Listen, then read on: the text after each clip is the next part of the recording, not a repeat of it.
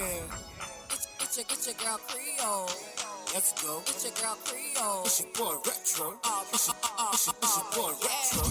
It's your boy Retro. Retro. It's your boy Retro. Let's go. It's Creole. Let's go. It's Creole. Let's go. Your girl Creole. Let's go. Your girl Creole. Oh yeah. It's your girl Creole. Let's go. It's your girl Creole. It's your boy Retro. It's your boy Retro. But yeah. I'm trying to be this is 82. God damn. How cute that shit. 5 years with man. Fuck, man. That's some good trivia questions. Like, original Dreamgirls cast. I'm full of useless information, so I'm good at trivia. Yeah, but this feels at home. All that interview shit, I stay away from it. I try my best. Cause like seeing people pull up, be able to turn that shit on and then turn it off, it's fantastic. But like I'm too much of like a anxious nigga in general. Like I don't know nobody's motives all the time. So I'm just like, are you asking me this because you're genuinely interested, or is it This is true. Like some people really be out to try to like get a gotcha moment. Mm-hmm. That's why a lot of like big names don't do interviews. Like they're very picky. They're not media trained no more. Like I feel like that's a lost art. Oh yeah. That whole like nigga, you got to know how to navigate. Think before you respond. Mm-hmm. Don't let your as much of a real person, the public or whoever may want you to be, but to a degree, that's gonna bite you in the ass. Oh yeah. You know what I'm saying? If you contradict yourself, which you're gonna change too. Well, especially like this time for like soundbite media, as they call it. Like they just grab that one little soundbite and let people run with it. Mm-hmm. And completely take it out of context.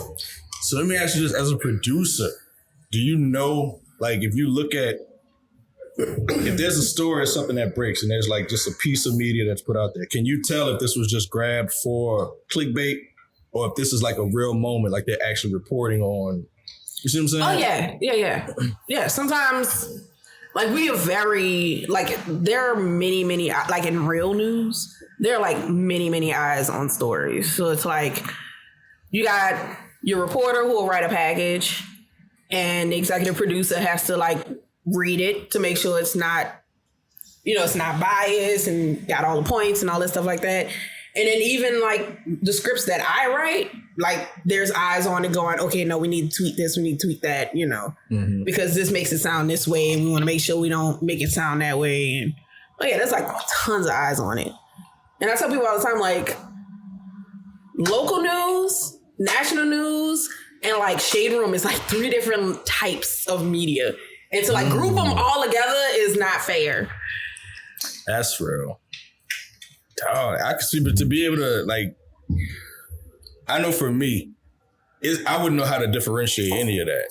You know what I'm saying? Yeah. Just as the outside listener, it's more so just like, all right, I know that they picked the wrong part of it. Like if you take Kanye for instance, he always gonna say some fucking clip heavy shit. And they always gonna grab that. Yes. And there's been times where it's like, nah, he fucking tripping.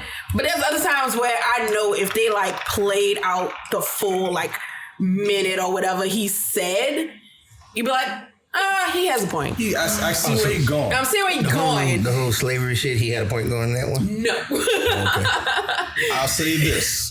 He has poor articulation. Yeah. His emotion comes through as opposed to being clear on how to say what he meant to say. I got what he meant about like the following mentality. Yeah. But no, not how he portrayed it. No, can't do that. Because it's the same thing with Taylor Swift thing. It's like, he wasn't wrong. It's just how he did it. Yes. But let's be real. He wasn't wrong. He wasn't. He ain't crazy, but he ain't crazy. He do crazy shit, but he just don't know how to relay his message. He's got that syndrome where you have, and after watching that documentary, like,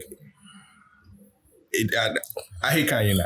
But just disclaimer, I hate him now. But for that moment, it literally like, it took away from like just everything that he's been doing for a while to just get to understand him. Mm-hmm. I'm like, man, I can't fault this brother for being the way that he is. He's been encouraged nonstop 24/7 by his mom, who everybody else was telling him he couldn't do something and he completed it. But there's like an element of like, I don't think he had too many people to tell him to disagree with a lot of the choices. Like you're right. You a lot of yes men. Yeah. A lot of yes men. You know what I'm saying? And that ruins a lot of people as yes men. But man, fuck all that. Let's get into this. What's up, y'all? Oh, sounds. Yeah, you loud. Testing 1 2. What's up, y'all? What's up? You talk again. Testing 1 2.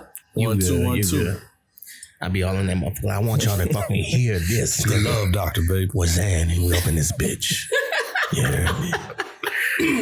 And what's up, y'all? This your boy Retro. And this is your girl Creole, and this is another episode of All But Yeah. So look, peep game. This is your partner, so I'm gonna let you introduce I figured you was gonna let me introduce You introduce him. So we got our guest in the building, long awaited. Yes, very long awaited. Retro has been wanting me to make this happen since we started the podcast. Yes, because if you heard name dropping, Retro definitely wanted me to make sure this person was here. Because I had got Terrence Osborne, which That's I was fair. like, man, I'm surprised he came. We still gotta get him back, him and his wife. I'm at to message him. Yo, Terrence, if you're listening, bring your ass. I checked up on your house. I ain't trying to throw it out there, but I'm throwing it out there. But anyway, so I was like, okay, I got Terrence. Who you gonna bring? So she's like, I got a friend. So I was like, all right, bet. But you've been wanting to meet him since even before the podcast. Yeah, exactly. Because you was like, yeah, this is a friend of mine. Like, this is really a friend of somebody you know. That you went to school with or bump him. Like, do you that like this? This the bro. This the brother. This is the person that kept me out of jail. Mind you, many times. Mind you, look, we've been together for 9 years. I know. And you know, I kept hearing, yeah, this is the business guy. Yeah, I'm like, all right, when you coming through? I got to. And you know, I fuck all that. Well, he is here now. He is here now. Go ahead and introduce. This is my brother, my homeboy. You may have seen him on Queen Sugar, on the Purge television show, numerous other shows. Retro's favorite movie, Ghost Shark. Ghost Shark.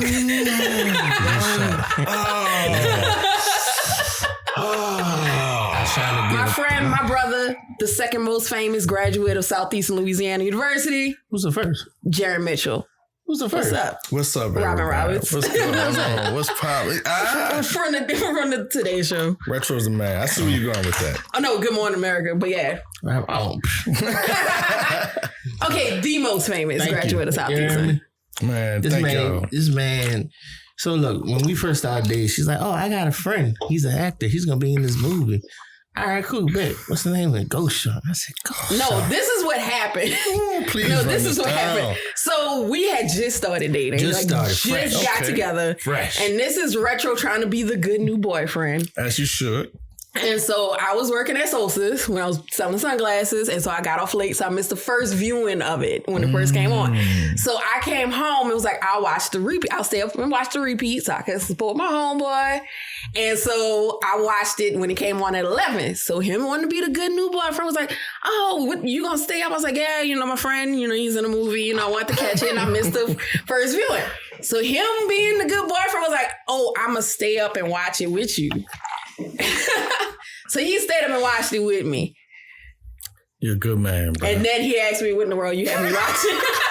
Oh, yeah. He was like, what do you have me watching? Why are you making me watch it? I was like, I didn't make you watch anything. First of all, if there could be what I want to leave you with after watching that movie, that is exactly what it was. So I'm like, well, we all got to start somewhere, right? Look, you're in it. I'm not in it. So more to power to you.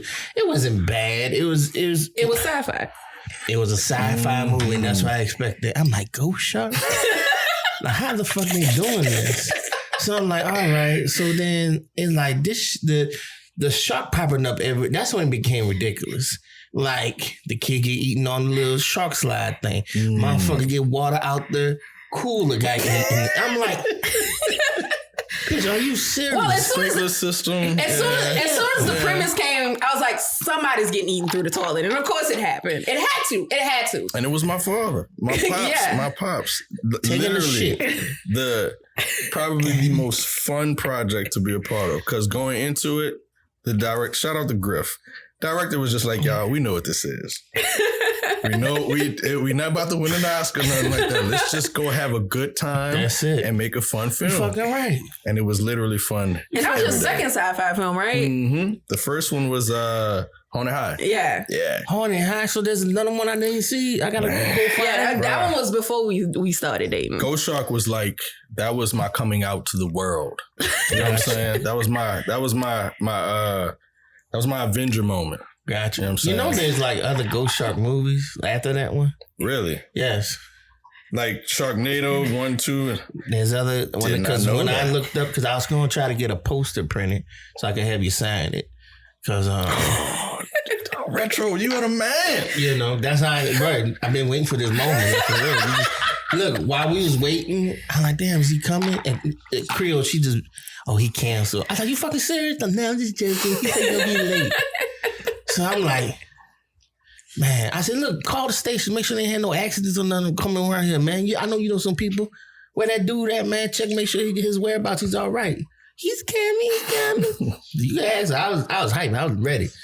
But yeah, man. So it was a good movie. You know, like I said, I sat down and watched it with her, and she was like, "Yeah, I know him." I'm like, you know, a sci-fi actor. Yeah, I know some sci-fi actors too. Now, I went to Southeastern, and we never crossed paths. Really? Do you remember?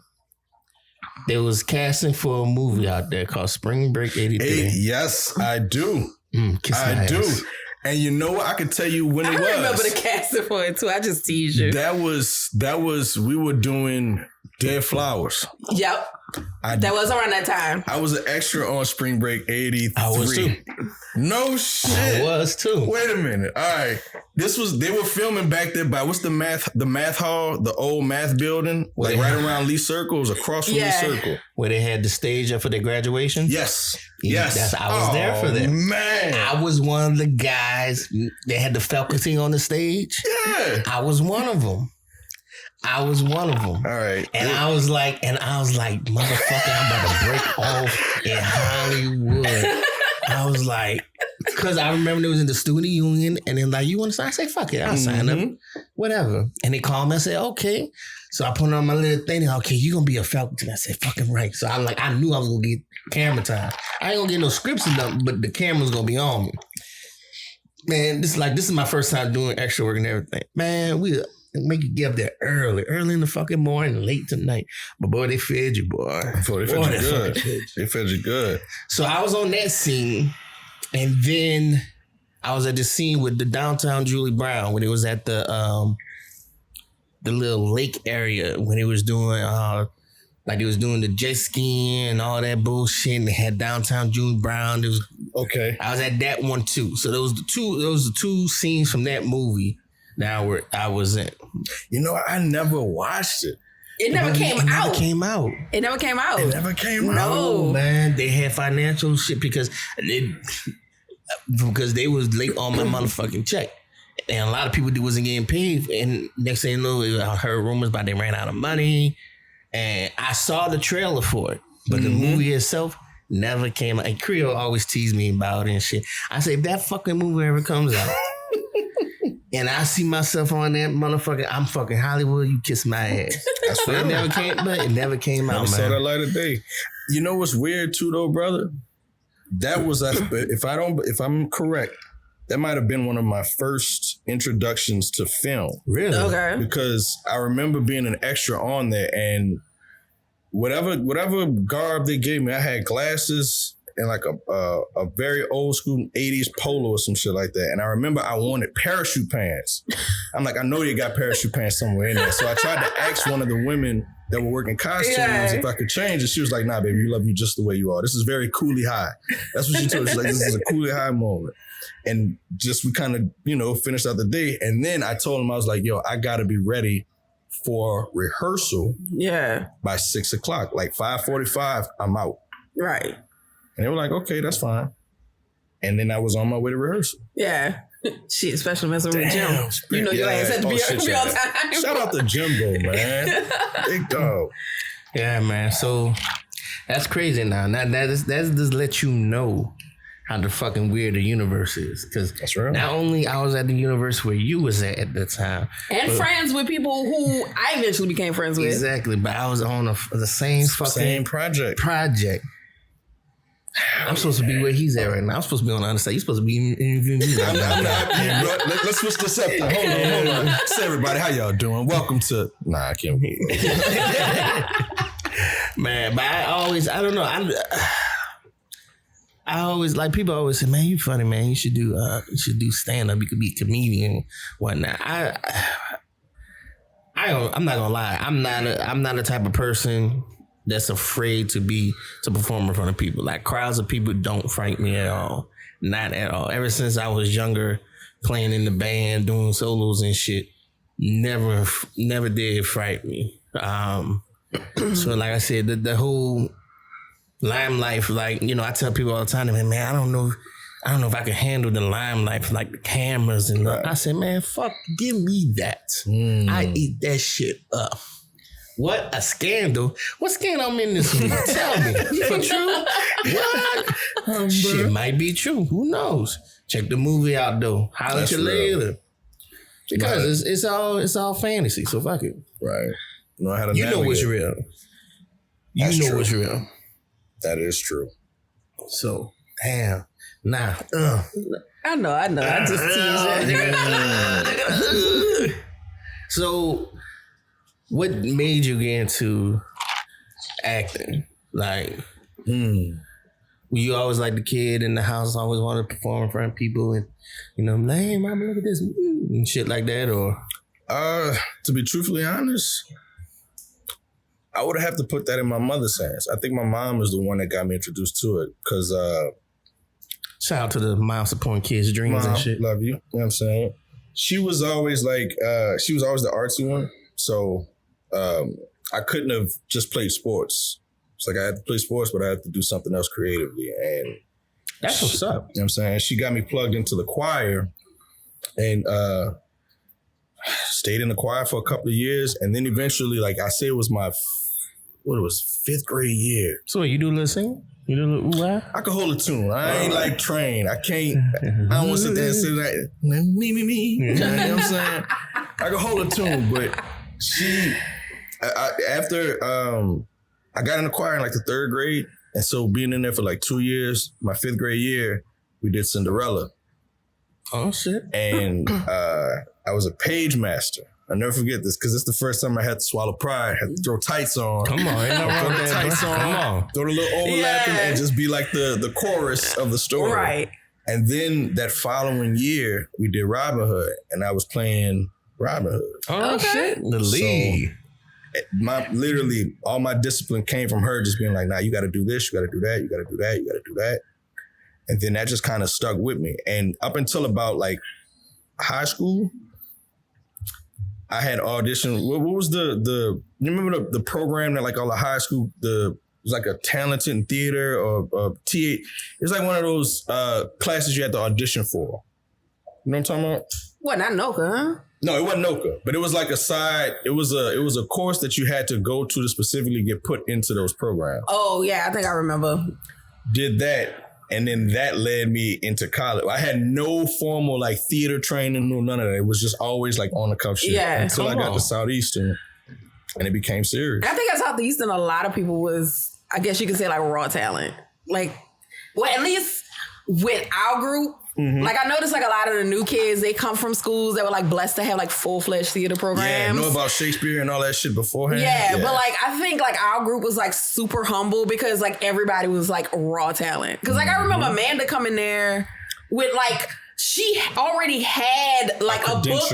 Yeah, she already had a book of like designs and stuff she had done for like summer camps and stuff. It was like, I don't understand how Steve just like hired me off the bat as a freshman. She's like, I just showed him all of my previous designs. I'm like, that's right there is the issue right there. I was like, none of us came into this with anything. Like most of us came in with no credentials and just was winging it to start. Because Lord knows I didn't have any like costume background credentials. I just had like an eye for fashion that came in handy. Don't get me started with this. Not to cut you, not to change the subject. Do you have any groceries being delivered anytime soon? Groceries? Yeah. Not at all. Okay, thank you. Because our last guest we was recording, and like, yeah, I gotta go because I had some groceries being delivered. I'm like, why the fuck would you order groceries when you know you was coming on the podcast? And you're like, well, I didn't think it was gonna be this long. Don't you ever do that shit again. I'm not throwing shade. I'm not gonna put their name out there, Spider. Oh, damn, brothers. So yeah, but see this one irks my nerves. Cause let me tell you something. So I don't know if I should say this. Why fuck I say it because I know they're not listening. I dated a girl for 4 years who was like plain as these walls. Okay, no kind of sweet person. Don't get me wrong. I meet Creole, and you know, she hit me with this. I'm a fashionista. I couldn't afford my fashion at the time. Hold on. Let me finish. I'm a fashionista. I do costumes for shows and all of that shit. I'm like, damn. I ain't say you was. So fast forward where we at now, she works. Which I'm not gonna lie, her job at the time and her schedule is all over the place. It's been all over the place since she started working there. Now that she's consistent, now she's in a good spot, I need you to get my girl out there. I need you to get her doing some shows. Hey, wait, time out. I had got cast in the show and had to pull out. Yeah, I know. So I have been making the effort. So don't do me that. I had to. But see, this is the thing. You want your significant other to be great. You see potential, okay? And it's a back and forth battle between me and her because she's like, I see the great. I say, but I'm doing shit, okay? I'm doing it. Whether you see it or not, I'm doing the back burner. On her, she gets like for this thing. When I told her, I said, hey, make sure you contact. I did. Because I know how she gets sidetracked easily. I know that she can do a great thing. I know, like, she showed me her books of her sketching, making stuff. Like, I would love, I'm not gonna lie, live situations for what she can do, like with costume design and everything. You really need a workspace to do that. She can't do that in her room. She needs a Raph, you preaching to the choir. Stop saying my name. I mean, Retro, you preaching to the choir. Because this is the same person who, the first time we really, really chatted it up, he dragged me to audition because he realized I had an audition for Spunk. You remember? Mm-hmm. Oh, and he dragged me to audition when he realized I had kept putting myself at the back of the line. And then he tried to get me to sing. And she didn't want to do it. I didn't want to do it. She didn't want to do it. I was like, no. Because I know my voice is, no. I was like, you don't know your range, your control of your voice. She purposely wanted to play that backfield, knowing that she could be in front of it too. Which we respect it. But you got to flex both of them muscles. But she flexed the backfield muscle long enough. It's time for her to be in the forefront. That's true. Because every time when they ask me about what she does, and like, oh, well, she gonna go in front of the camera? Nah, she wants to be in the back. She could go in front of the camera. I keep telling her that. The shit I see out there, trust me, you can go in front of the camera. Let's go. Thank you. Let's go. Thank you. This is somebody who's in the acting telling you this. So I don't. Whenever she ready, whenever you really want to get in there. No. Talk to me. Say less. You talk to me. No. Right. I'm trying to get back into it because it really broke my heart to like have to drop out of that show last year. So she's ready. Wherever, look, any extra, anything you think that she's good for, send it my way, and we're gonna make it happen. So I gotta get in contact with management. Exactly. Before going to talent. Exactly. That's the way to do it. Talent gonna bullshit you. That's real. Talent gonna bullshit you. That's real. Talent gonna second guess the shit. I'm gonna tell you, she could do it. What? Yeah, do it. Let's go. And it's history in that too, dog. Yeah. I'm just saying.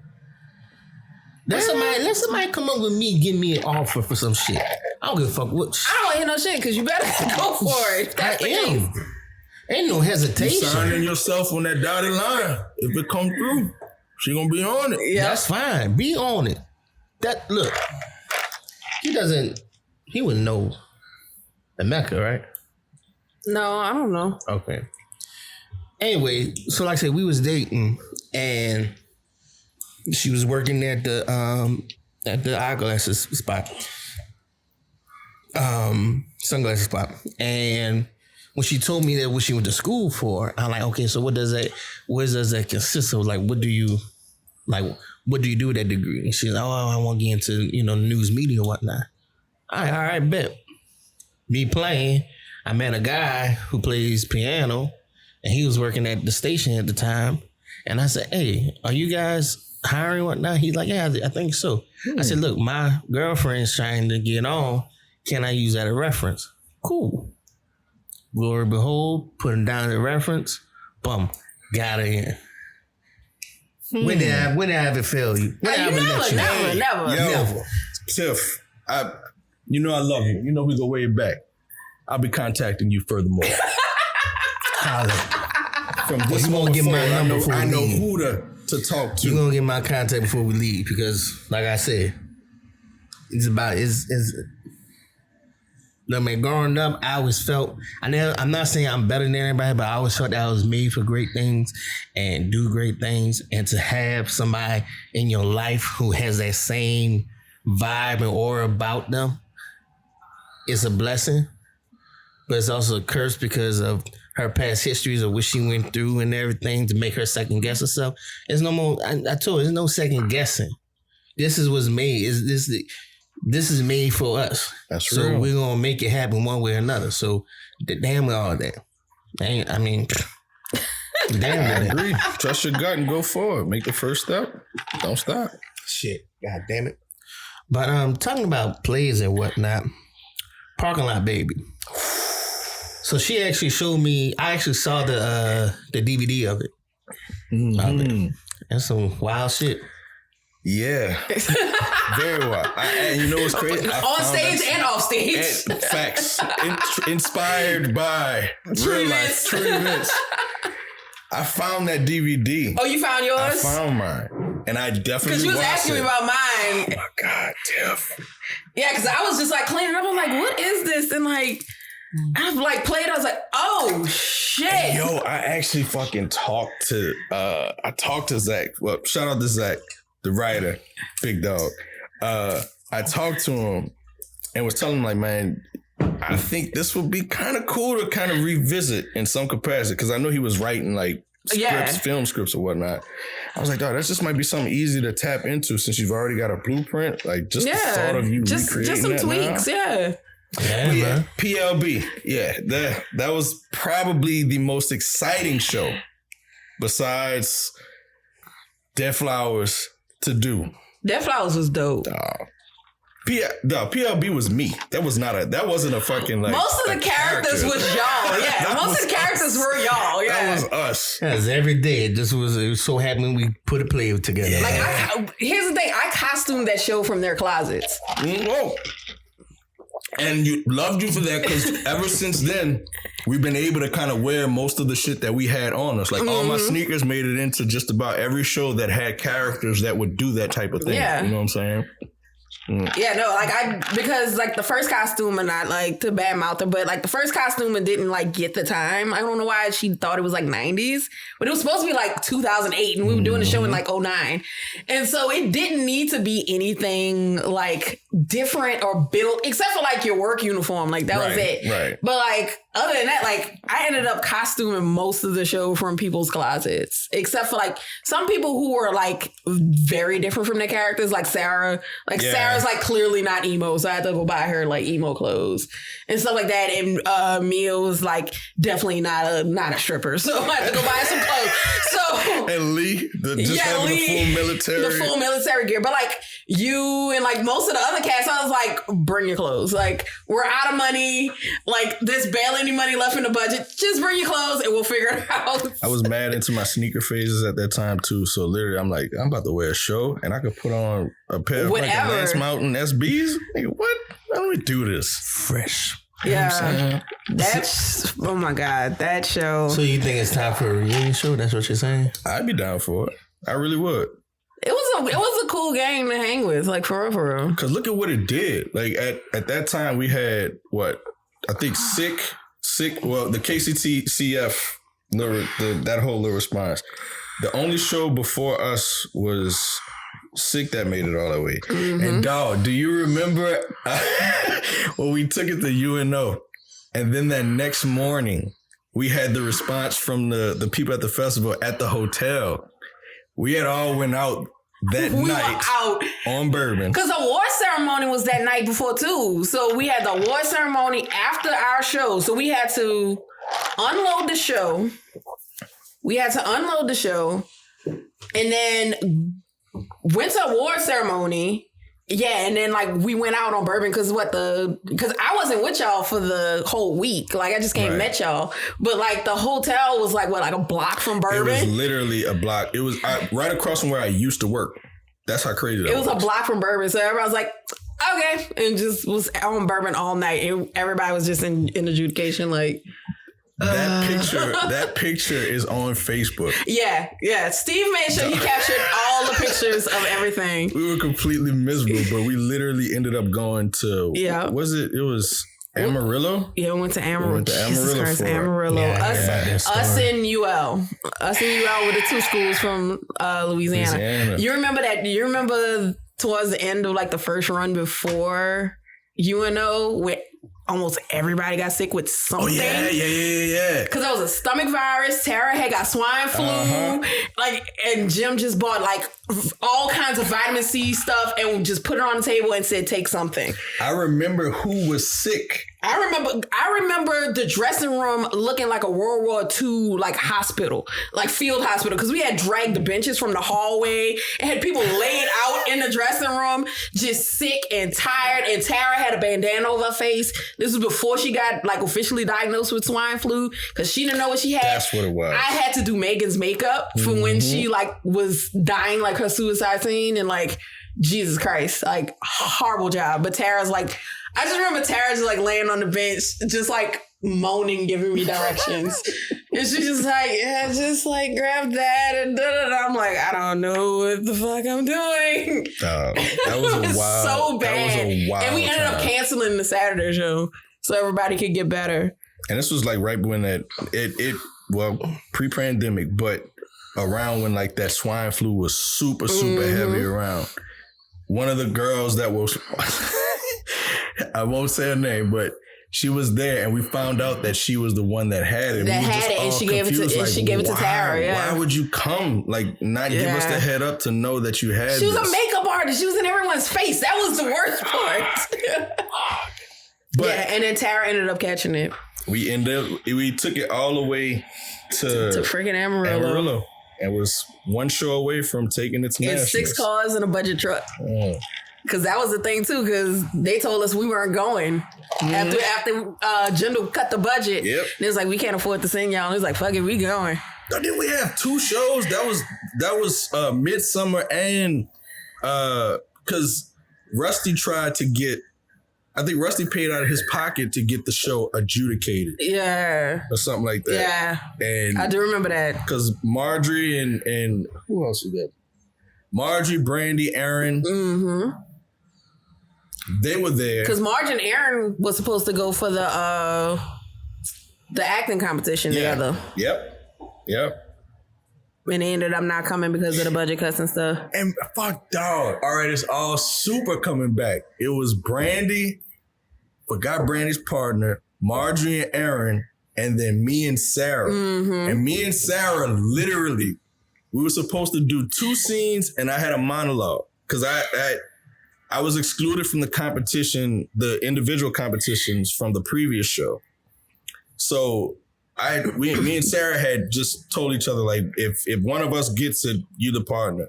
Right. We picked 2 random scenes and practiced one. And didn't even really practice. We were just like, we're just going to throw this shit together. We ended up going to the next level. Like, what the fuck? How is this even possible right now? Not that I didn't When you're know. good, you're good. Like it really caught us off guard because we had been there a couple of times just to see what competition and stuff was like. But to get to that point and then be like, all right, now we got to really throw some half-ass second scene together. And there's no way in hell we're going past this level. So let's just get this out of the way. But yeah, man, good time. PLB. That was a wild trip. I have some off the record questions to ask you, but I'm gonna wait till after we're done with this. Because, I heard things about, possibly stealing people's roles and stuff like that. So we're gonna. Oh shit! We ain't gonna talk about it on here. No, we're gonna talk about it after.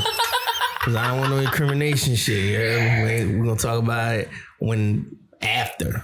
Y'all gotta pay extra for that shit you want to hear. That's premium. That's premium. You gotta come pay to our Patreon for that shit. God damn it. So going from, Southeastern, parking lot babies, doing stage plays and whatnot. When did you? I know you said you had a movie before Ghost Shark. That was like your first. That was your first one. Yeah. Okay. Then after Ghost, From the Rough. From the Rough. From the Rough was my first project. Okay. So when you did that project, your first project, was it like everything is like, man, I'm finally here? Like, you're not here on celebrity status like Hollywood, but you say I'm finally at the starting place to build. Absolutely. Okay. That I never forget that moment because I had since like 2008, 2009, I had been trying to figure out how to get in the film. Like that's when I discovered IMDb and then an IMDb Pro account. So I had signed up for all of that. So I was like searching up casting directors, searching up like agencies and all that stuff, not making a move on it, just doing like kind of basic research.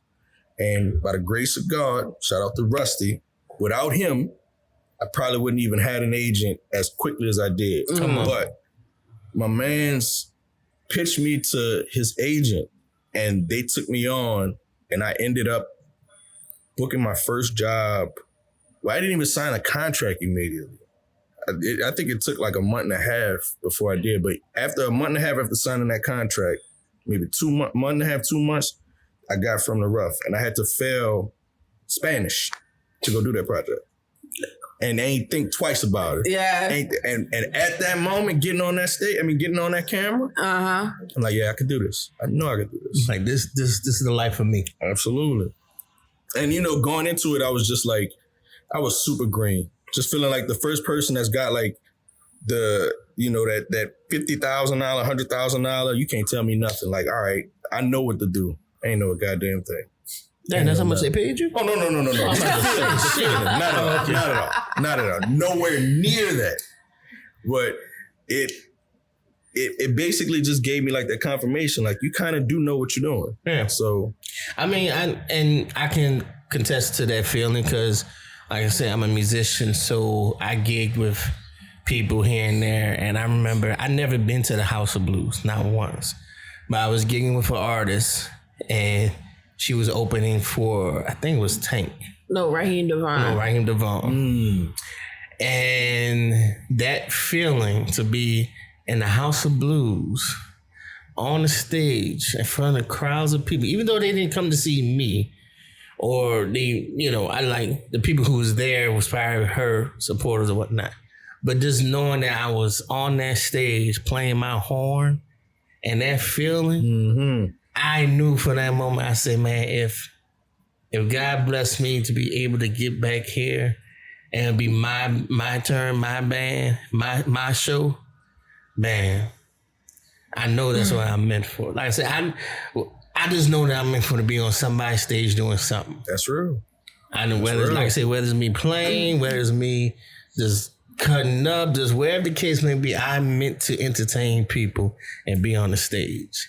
And that's where eventually I pray that I'll get back there one day sooner or later. So I can, that feeling that you're saying. It's relative. Yeah. It's always relative. Yeah. I can imagine it's the same thing, like being at the station. Oh, yeah. There's times where I look around, I'm like, bro, I really, am one of a few people from my class, actually got here. Right. Because I know people who had better grades and was doing way more other stuff at Southeastern. Because sometimes there were times where I look back and was like, maybe if I did a little less theater and focus more on comm, or maybe if I had to focus more on theater and less on comm, where would I be? But I'd look around and be like, damn, I'm really here. Right. I'm really here. And it's crazy. I'm at the station with 2 other Southeastern grads now. Hell yeah. Yeah. And they had another guy that was there. He's no longer there, but yeah. And just remember who got you there.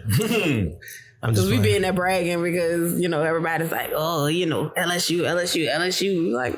We Southeastern deep in here. You know what I'm saying? We Southeastern deep in here, though. SELU. Yeah. Go Lions. You know what I'm saying? So fuck all that. Let's get into where you at now. And with the way that the world is set up. So I was telling so me and Creole, we had some other guests here last time. Oh, go right ahead, brother. Go right ahead. I'm enjoying this. Yeah, man. Let's catch up. Go right ahead. Like I said, whatever comes out that mouth is for Patreon. Y'all got to pay for it. Like you say, it's like Drink Champs. Go ahead. Go ahead. And look, let's do this. So the way that the world is set up, society and everything, and the culture, the cancel culture, and just I feel like social media ruining what quality is nowadays. Everybody's on there with a big ass selling what you said, that flat tummy tea and shit. Mm-hmm. They're an influencer, or I'm an actress, and just. I feel like, I come across some funny Instagram shit, but for some shit people, I feel like it's man, you can't really hold shit down when it really comes down to it. Seeing that how things is not, because like I said, you was getting in the game before all this social media and whatnot. Now that, you are where you are now, you seeing with the shit with social media, do you feel like you gotta be part of that bandwagon, or you still just... You're doing it the way that you know. I kind of stay in my lane. I respect it because I'm not that stubborn or that person that says that I can't benefit from it or I can't include it into what I got going on. Right. But it's just got to make sense. You know what I'm saying? I'm not just going to be doing. I'm not that person that's going to be a personality just to say right. All right, I need to have content out. Right. I'm more so of quality. What's the right project? I could do all that stuff, but it's not going to be broadcast. You'll very rarely see it. You know what I'm saying? Gotcha. But I do understand this place and the benefits of doing it. But just for me and my brand, it's not really me. Don't get me wrong. If I'm a one-hit wonder, I'll take that lick and roll with it. But me personally, I'm like you. I'm on quality. I'm on longevity at the end of the days. And I feel like that's what the social media, and that's the way the world got set up, is these one-hit wonders are running it, and once it's done, you gotta find the next one. Right. And that's what these big industries looking for, the next hot thing. They're not looking to have somebody to grow and to have quality. And well, you know what? This person had longevity with us if we nurture them, cater them, and treat them right. So it's you say that you have an agent, correct? Mm-hmm.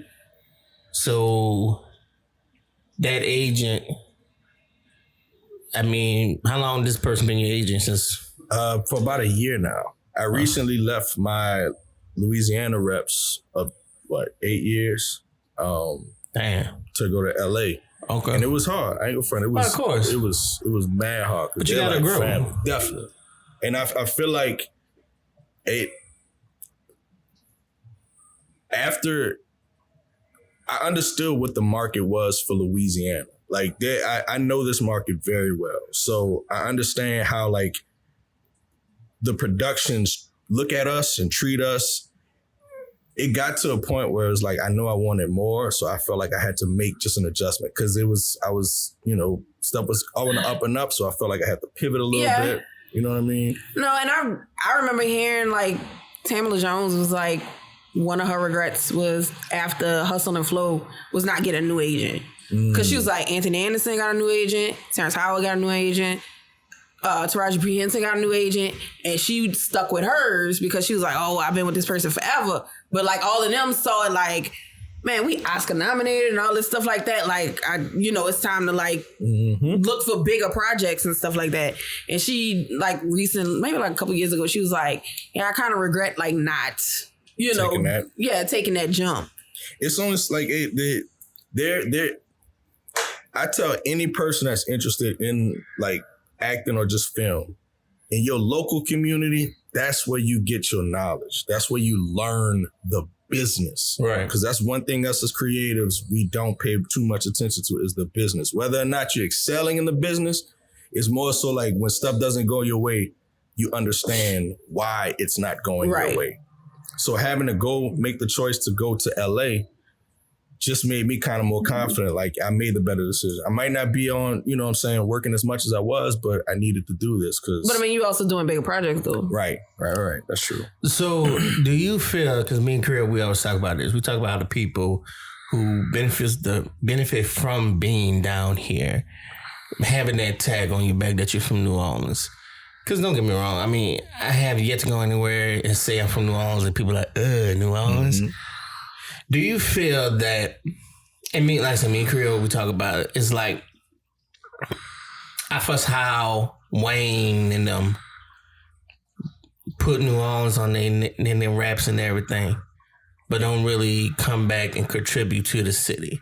I'm like, I still to this day don't understand how is it that you have NOCA, which is a high school level program, but you went to New York and opened up a jazz center out there where Louis Armstrong was the birthplace of jazz down here. Like how you don't have those what's the word I'm looking for? How you don't have those amenities for the people, for the culture that put you where you are today. Mm-hmm. And it's so nerve-wracking. And that's where like me and Creole doing this podcast, we always talk about when the time comes and we get sponsors or whatnot. Yeah, we'll go out to LA if we got to do an event or something, or New York in case. But when it comes to like setting up shop, we want to set up shop down here. Come back home. Because it's like you want the talent, you want the flavor, you want the culture. Why put some money into it down here where I'm from? Show me that you appreciate it. Show me that you love it.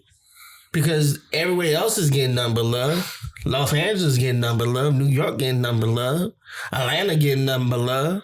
But down here you have very talented artists, actors, painters, and all of that who, like I say, you say you're from New Orleans, they love it and whatnot, but nobody wants to put the money into the city and the culture, and it irks my nerves.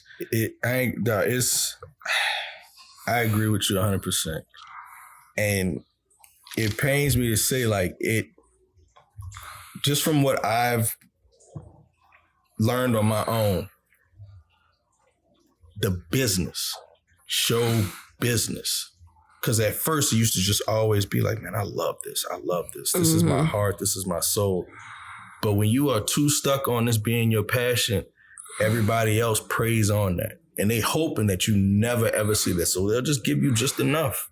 Like we're gonna be down here. We're gonna come show y'all love. We're not gonna show y'all how to build this to where y'all don't need us. Of course. You know what I'm saying? So it from the business side, it makes sense.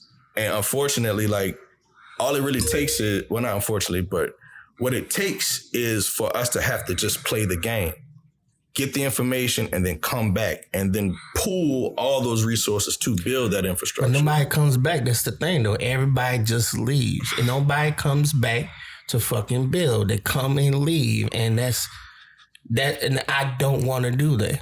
I'm not going to do that. We're not going to do that. What was the movie with with your boy,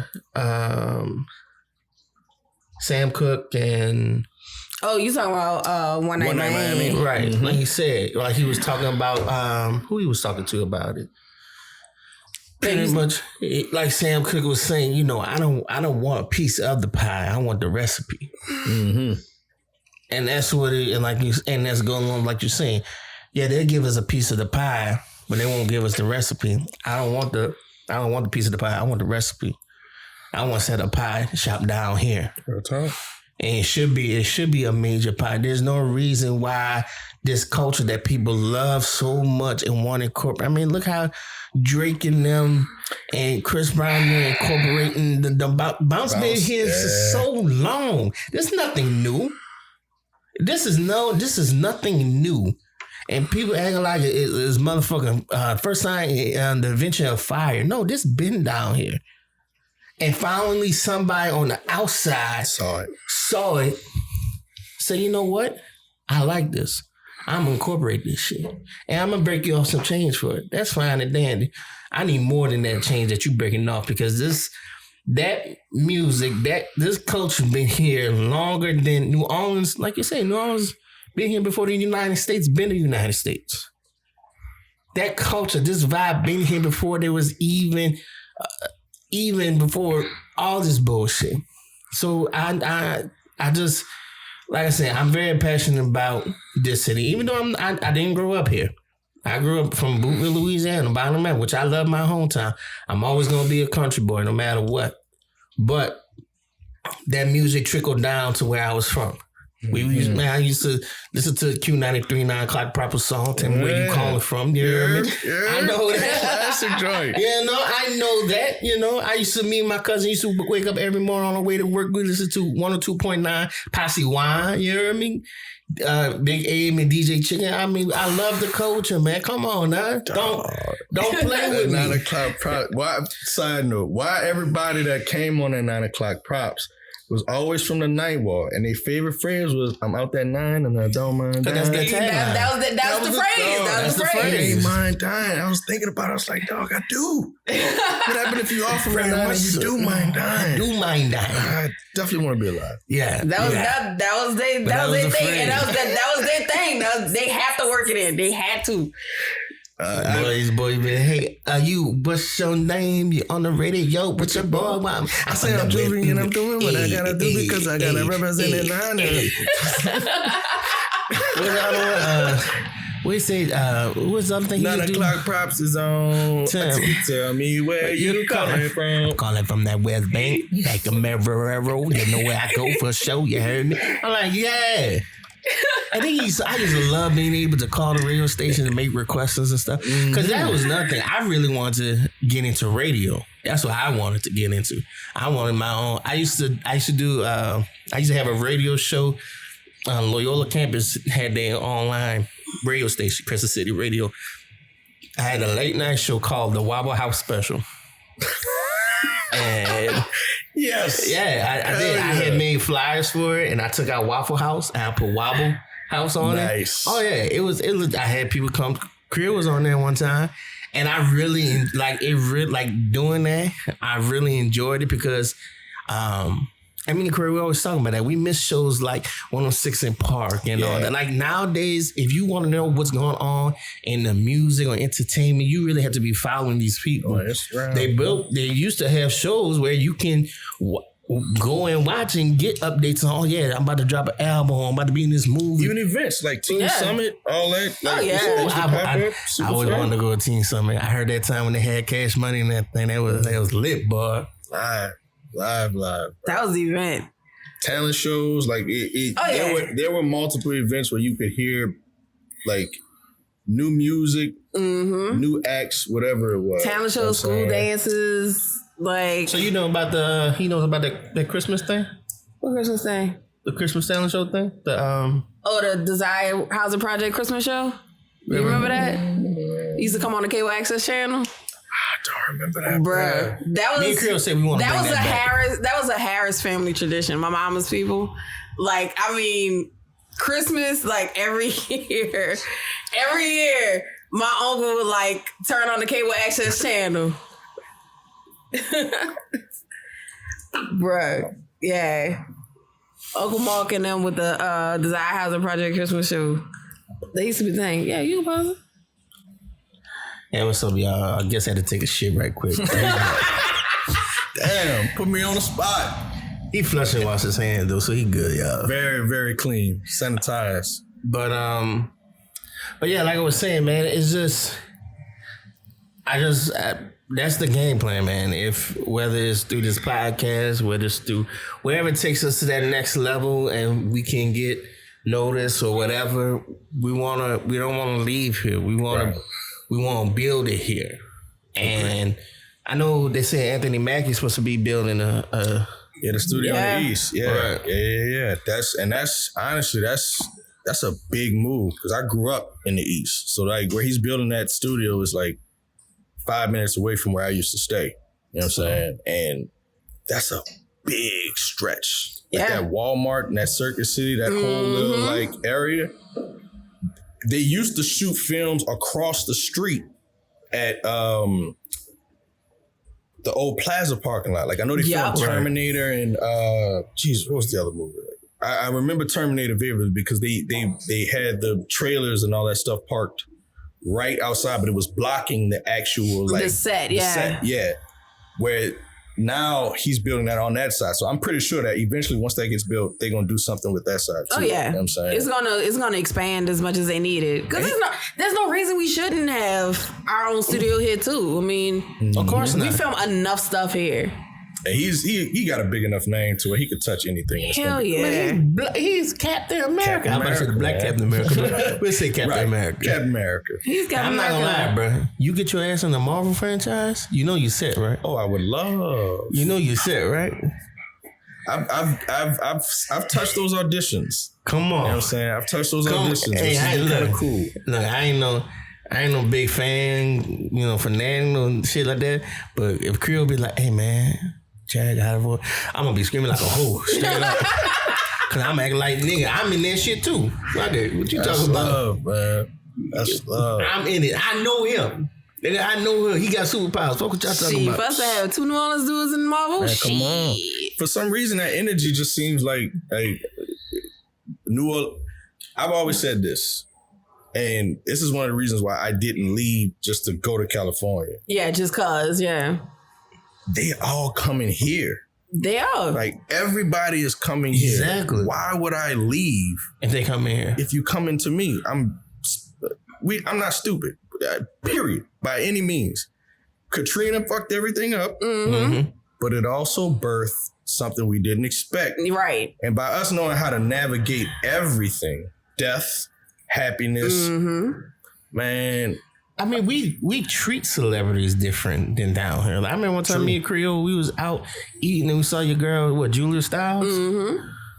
And she's like, babe, that's Julia Stiles. I said, oh, all right. Mm-hmm. And that was it. Yes, sir. We don't sit here. Like, we don't sit here. I mean, they don't have to deal with paparazzi here. Right. You know, it's like just very peaceful. Like everybody just come here and chill. Like if you treat people like people, they will respond like a person. Yeah. Like I've always said this too, because I feel like more times than many, when you're not a part of the industry, it's okay to fan out. You know what I'm saying? You're naturally gonna fan out. But when you literally are like you sure know. I don't know if you could curse on here or not. Yeah, you curse. Shit, fuck damn well. If you literally see somebody and you're a fan of them, just go say hey and move. Right. Like that's it. Yeah. There ain't nothing wrong with that. And they may be willing to be like, hey, can I snap a quick picture? And that's it. But don't just don't bother them. Don't ruin their day. Like don't ruin their peace. You know. That's it, man. Because I'll tell you now. Like I tell me and Creole, we talk about so many hypotheticals and so many. If we met this person, that person, she swear to God that she swear I'm gonna beat Chris Brown up or something. She had dreams about us being at award shows and me booting up to Chris. Because that's you. That's your personality. That's not me shit. That's your jealous personality. Bullshit. Man, I'm not worried about no Chris Brown. I'm not worried about no Chris. I'm glad you're not worried about anybody. I'm not. That's no, real. I ain't say that. I just ain't worried about Chris Brown. Now Trick or Treat come around. Yeah, you know. Or that nigga from Originals come around. There's gonna be a motherfucking problem. Gonna be some issues. You be like, ooh, that's what's that nigga name? Marcel? Well, that's Marcel. Oh, it was Marcel. You mean Marcel? Marcel? Not Marcel. What? You didn't hit the. I feel like she didn't put the accent on the end of his name. That's what kind of triggered that. What is it? Marcel. See what I'm saying? I knew it. See that shit? It's just Marcel. See how she smiling shit? Like, yeah, that's gonna be a fucking problem. Understood, brother. Yeah, that nigga would never be on this podcast. Never. You gotta worry about that. That nigga never. I don't give a fuck. I don't care that nigga big car. Hey, we got what's his name? What's his real name? Charles Michael Davis. See, she even know the nigga real name. That's how good of a fan she is. I know motherfuckers by their acting. They whatever character they play. I know the show. That's it. Yeah, you know. Yeah. Oh, he wants to be on the show. He can't be on this fucking show. Tell him that. No. What's his character name? Not his real name. Oh, that nigga. Yeah, he ain't coming. Will he play in it? No, he can't play. No Jack. But yeah, man. So I feel eventually the city of New Orleans is gonna get there. And if we have anything to do about it, we're gonna make it. LA's so damn expensive. That's why everybody's trying to come here in Atlanta too. Real talk. It is so expensive out there. You'd be surprised how like nobody from LA is still in LA. Like I have friends that are like, I've moved back home. Like I was out there, then man, fuck all that. I don't have to be there no more. Right. You don't. The pandemic just opened up the floodgates. You fucking right. For everybody leaving. That's what Creole was saying. Because people weren't working and rent was just too damn high. Like it's just. But that's what Creole was saying. You don't have to live out there to create content. Yes. That's what she kept saying. And you verified. It's the truth. So we don't. Because he works. Like I mean, like you seen it. Like blessed. Like you say, it's been coming to you. And look, my biggest thing though is just like when you meet these people. This ain't really game, but it's game. If you are in film, and just let's say you're in acting, and they are coming to where you're from to film, you are like a tour guide to them. Exactly. Yeah. Like just if you just take away like work, like outside of work, people just kind of want to relax and enjoy the city. Mm-hmm. There have been so many opportunities presented just by me working when I valeted in a quarter and then just striking conversation and be like, oh shit, you're an act. Where the fuck do I go? What do you recommend I get into? When then that stuff comes back to fun. When I was Ubering, man, I met so many crazy cool people. I enjoyed it. It was fun.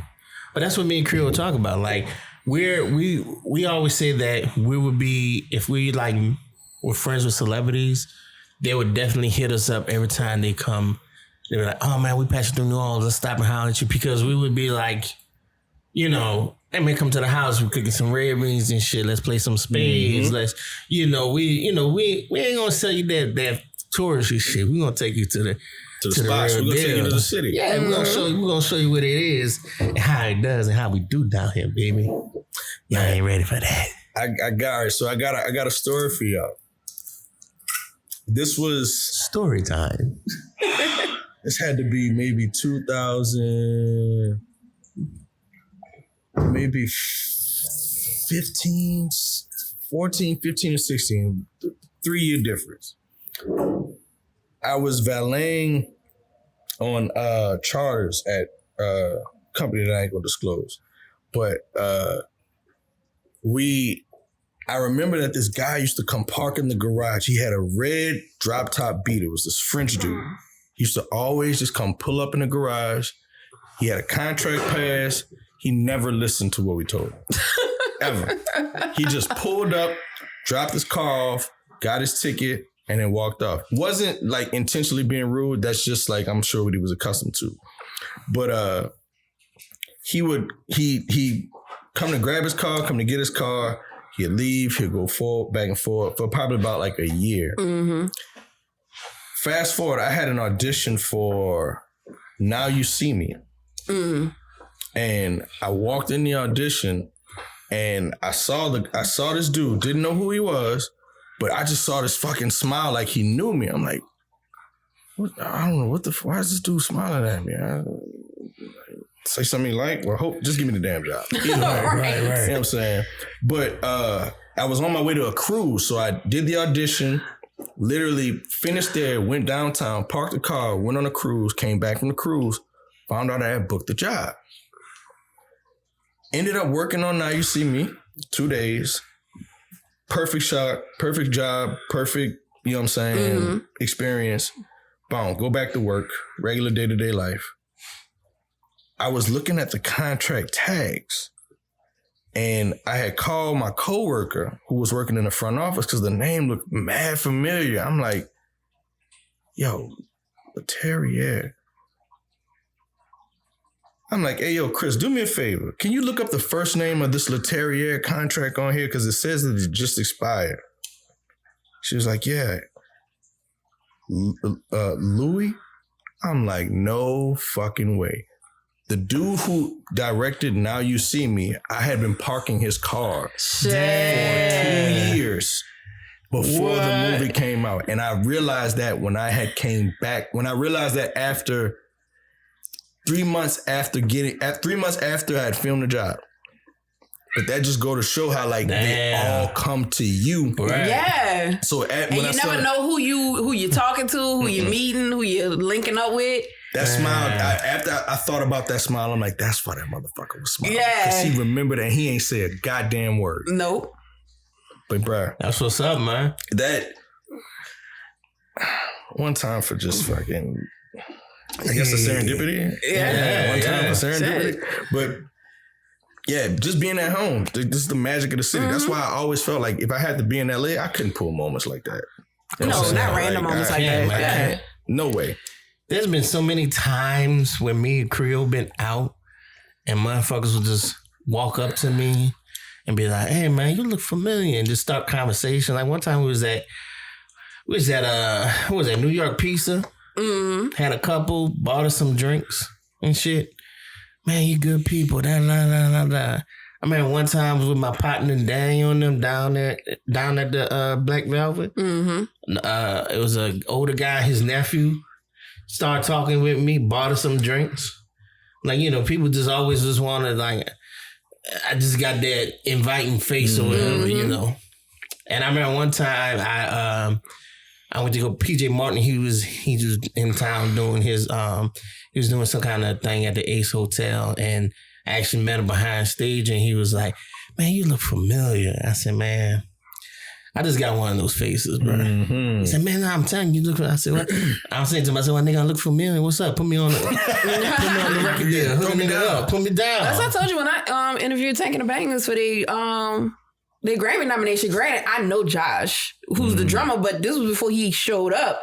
And like Tank just walked up to me and gave me a big old hug. She's like, I feel like I already know you. I'm like, I don't think I've met you, but yeah. She like gave me the biggest, warmest hug. But we got that. Shout out to Tank, man. We got that vibe. We got that person. That's how I know. See, when you get in Hollywood, make sure you introduce us so we can stick these vines into. What I'm gonna tell you about this dude, he is like so humble. I tease him all the time when I see him about being famous and wanting to autograph and stuff, and he always just. I don't know, man. Next time I have that poster for you, son. Fuck that, man. You got that. Fuck that. If it's one thing that I try to do, if you from the city, I'm gonna put you. If I got the power, ain't nothing but to just do it. I trust everybody enough because we've been through enough shit that you know how to maneuver outside. Issa Rae said it on the red carpet. She's like, work with your homies. She's like, that's my advice. She was like, work with your homies. Mad inspiration. I had the pleasure of working with her. Right. Lovebirds. Yeah. You're right. And she's just as cool and as humble as can be. And I remember her YouTube days. The Aqua Black Girl. It ain't rocket science. It's really not. You use what you got, your community, and you figure it out. Yep. Because a lot of people she had, because watching Insecure, like people who watch Aqua Black Girl, when like Blood Yoda popped up and all that stuff, like you remembered all of them from the YouTube series, like, oh, Oh shit, she put sauce on. Yeah. Do your ABBs. Trying to know that bounce over there. Nah, baby, we don't say C words in this house. Yeah. Who Bluetooth this is? I'm about to connect it. See that? And like you said, working with your people and knowing that the people that you work with have quality and have something to bring. Because she put on Jadena. Like, Jadena had started singing already and put him on the show. And she was like, we were college buddies. Because they were like, how you pulled him on Insecure? And she was like, we were best friends in college. He just happened to like get on his own. But so since you said that, what dreams or what goals or what do you envision yourself in the next 5 years, 10 years, or just in the future? What is it that you would like to do, not only career wise, but I'm assuming to quote unquote give back or, help those that deserves those opportunities but may not have that connection or may not have that opportunity? Honestly, bro, just to be able to create a platform, and that's very vague. I really wouldn't know specifically what it is that I would want to have, but I'm a person that just tries shit. I want to be able to say, like, look, at the very least, if I inspire you to do something, just try some shit with your people, especially if you're from New Orleans. If you're from the city, man, put some shit together because you'll be surprised what eyes you have on you right now. Shit. And anything that I've been attached to, I know that I'm never the star, I'm never the big dog, but I bring value to it. Within that, the resources and the relationships that I have built with, if there's something great that I am attached to trying to do on my own, we can easily get it seen, but let's just make sure that we got something that we can give them that is worthy enough to be put out there. Exactly. Because I think too much of the time it's like we've got such a idea of what we think everybody wants to see and what everybody wants to be a part of. But in actuality, it's just being us. So just doing shit, people are going to follow behind it regardless. Yeah. You know what I'm saying? Me and my partner, my roommate, we was talking the other day. He was like, we was listening to some song. We was listening to Rick Ross. What song he was saying? I'm man and I'm black from Port of Miami album. Okay, so it was early days. Yeah, and I said I'm black and I say something about him not being spick because he's Caribbean and whatnot supposedly. Nah, he's Caribbean. He gets mad. He gets mad. He gets mad because if you see him, you think he's an Arab. But he gets mad because I joke with him about that shit. I said, the other day I came in the house, he said something. I said, man, shut your your white ass up. He's like, nah, you said it right the first time, black. I said, man, get out of here. But I'm at the shooting stuff because he does music and whatnot, man. But I keep telling him it's like, he always be like, man, that shit was funny. We should record that. I said, bro, we could do a lot of funny shit together if you wasn't so worried about what other people. I'm like, I keep telling him, I said, people always, bro, you could be doing great. Right. People are always going to find something to talk about. They always going to find some kind of negativity or whatever. Man, fuck it. What they say, no publicity, bad publicity. Yeah, real talk. Shit. Don't ask run with it. Don't ask permission. Ask for forgiveness. Yep. Just do it. Just try it. Too many, and mind you, I find myself to get caught up in this quite often. But I mean, it's different now for you though, because you're on an actual trajectory right now. You're actually climbing. I hear you, but I don't agree. How you feel? Because that's just based off of what's being seen from the outside. Like, the industry is a big fucking monster. True. It's aspects of that shit that I have yet to uncover. But you meeting the right person or having the right project at the right time could surpass the 10 years that I've been in the industry. Fact. You know what I'm saying? And that ain't to say that I've got more knowledge than you. Because in actuality, I've just learned this shit guerrilla style. But You might be a person that literally have been doing comedy, you're doing your music, you know how to navigate shit just from working wherever you work coming up into this point. It don't make no difference. I feel like the perception is what makes that different. You know what I'm saying? I tell people a lot, I'm like, dog, this whole industry is just mad perception. Ain't nobody in LA better than me in New Orleans. Cause for one, this is a subjective industry. It's opinion based. Facts. So you going to Juilliard, don't take away from me going to Southeastern. Because if you really want to talk shit, I've been trained by professors that went to UNO, Actor Studio. Come on. So the knowledge is you know what I'm saying? And they way smarter than I am. Because I ain't a studious individual, but the stuff that was given to me, I perceived it and made it my own. Fucking right. You know what I'm saying? So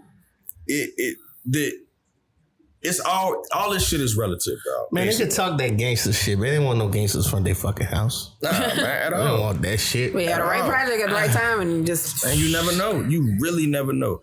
Queen, one time for Queen Sugar. Love the show. Love the people there. My family. Got me comfortable being in front of a camera.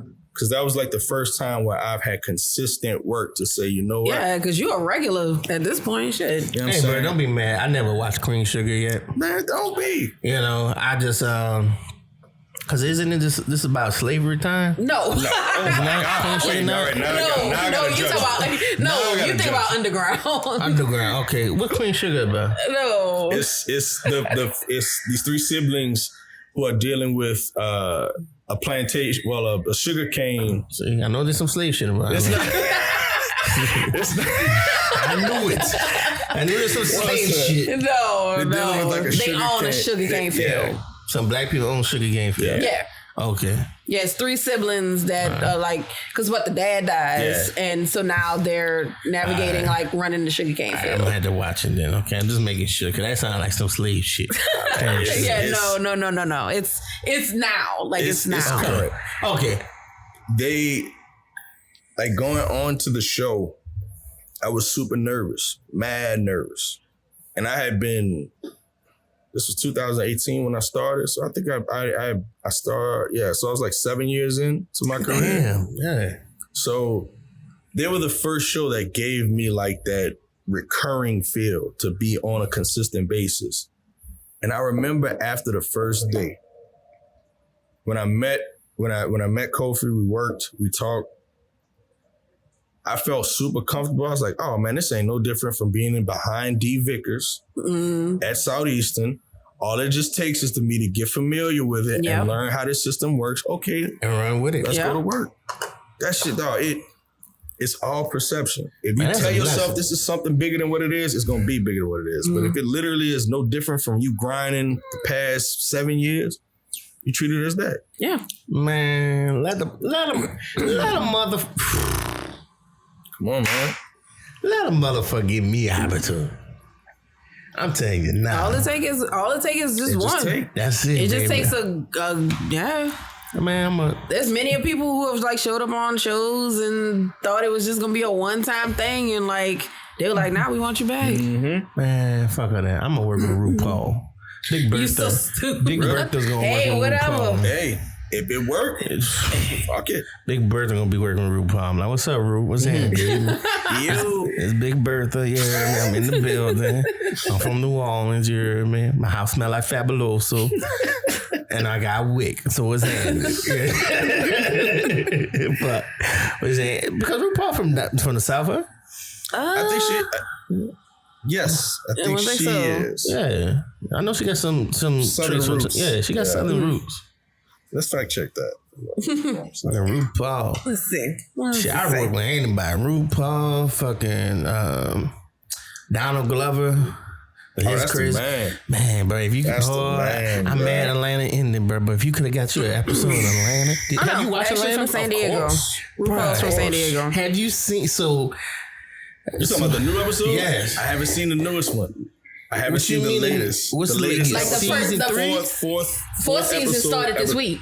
Fourth season started this week. Yeah, no, I'm not talking about. I haven't watched it. I'm Okay, talking about all season 3. Yeah, so you saw yeah. the season, bro. The fucking like me and Creole, we was watching. I said, I can't believe they aired this shit.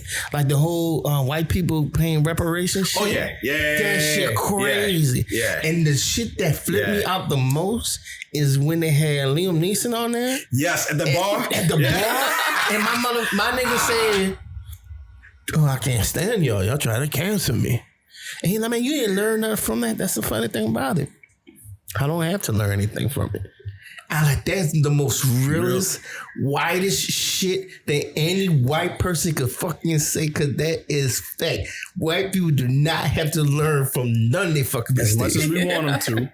Don't. Nah, they don't. We don't. They're not obligated. No, they don't have to. I'm like, FX, y'all see this shit this nigga putting out here? Are you crazy right now? That's why it's on FX though. FX, dog. FX is the fucking coup de grace of channels. These niggas will let anything fly. Anything fly because they know that it's got a purpose. It ain't just like shock value shit. It's all got a purpose. It's always has like a meaning. It's, you know. Yeah. I've been out for Atlanta a couple of times. But coincidentally, there's a lot of New Orleanian actors on Atlanta. Word? Yeah. Come on. That first episode where, I don't know if y'all, if you remember when they were in the chicken shack, when Paperboy was in the chicken shack talking to the dude behind the bar. That's Nicoya. Nicoya's from New Orleans. Come on. And his first, the first episode of the season, Nicoya is the nigga that owns the chicken shop. Okay. The bar and offers the chicken. Yeah. But nonetheless, like, they got reach. The city got some reach in a lot of these fantastic projects. You know what I'm saying? Yo, man, Donald Glover, you heard me? I'll let you boy, man. We need one more. We need one more. I need one more season. Man. You heard me? I need one more season of Atlanta. Issa, I need like a it don't have to be a whole season of Insecure, but we need like a Christmas special or some shit. Something. You know what Just give us a little. Give us fucking Juneteenth special. You know what I'm saying? Yeah. Just throw some shit in there. Throw some. See, I wanted to get on Tremaine. That's what I was trying to get on since I'm a musician. Cause I love Tremaine. And I was trying to get on there and shit, man. So I went to NOCA. And I went to the summer program they was offering. At that time, like I said, I'm from Boonville, Louisiana. I don't know if you ever heard of it. It's an hour south from here. Okay. Country boy. Bayou country boy. Mississippi River in my backyard. Graduated from school, 300, K through 12. Very small. I had a friend who he somehow got introduced to NOCA. He said, man, come check it out. So I went and auditioned. And I remember I auditioned in front of Kit Jordan, I think it was. Or it might have been his son, Kent. Anyway, black guy, swole, right? He was like, play this scale. I'm like, I don't know it. Play this scale. I don't know it. Well, I just play something. Close my eyes, I start playing. Like, how can you not know your scales, but you could play this type of scale, this type of this. I say it's just, this is what I hear, is what I feel. It's just, this is what I feel. Makes sense. So he was like, you're accepted to the program. We're going to teach you those things. Come find out, I thought this dude like was a horn player. This nigga played the flute. Now mind, this nigga about like 6 foot. Swole football player looking dude. He pulled out this flute and played the shit out of it. I like crazy. I'm like, oh my God, that's crazy. So I'm going to the summer program. Who's there? John Baptiste and Trombone Shorty. And mind you, I'm not from the city, so I don't know the magnitude of who these people are. I just thought they was just regular Sooners because I was in the canteen and oh man, Trombone Shorty here. I'm like, who the fuck Trombone Shorty? Oh man, his daddy and da. I said, okay, whatever. Well, bitch, I'm here. Obviously. I'm here, so obviously I come for something. So he come in, this bitch, he had his little crew with him at the time, whatnot. And they had a girl, she was a flute player. And, I was kind of liking her and shit. And of course, he come in, talk to her, like, yeah, man, come record with me, blah, blah, blah, blah, blah, everything. Come find out she was lesbian, so, fuck you, nigga. But I remember Troy coming in there with his little wife beating on, looking raggedy and shit. Noah. And John Baptiste, acne, fucking his face was tore up. That clear face y'all see on that, nah, nigga. His face was not like that back in the day. My face always been clear. Okay, his shit was fucked up. I'm not throwing shade. I'm just giving y'all reality and letting you know what it was. So years go by, I run into Troy at a Hornets game. I don't know if you really remember me or not, but hey, what's up, Troy? Oh, hey, what's up? How you doing? Blah, blah, blah, blah. Something I heard, and it's probably true, but I heard Troy's one of those types like, okay, you know, he's from the city and shit, but he's like on that throne shit.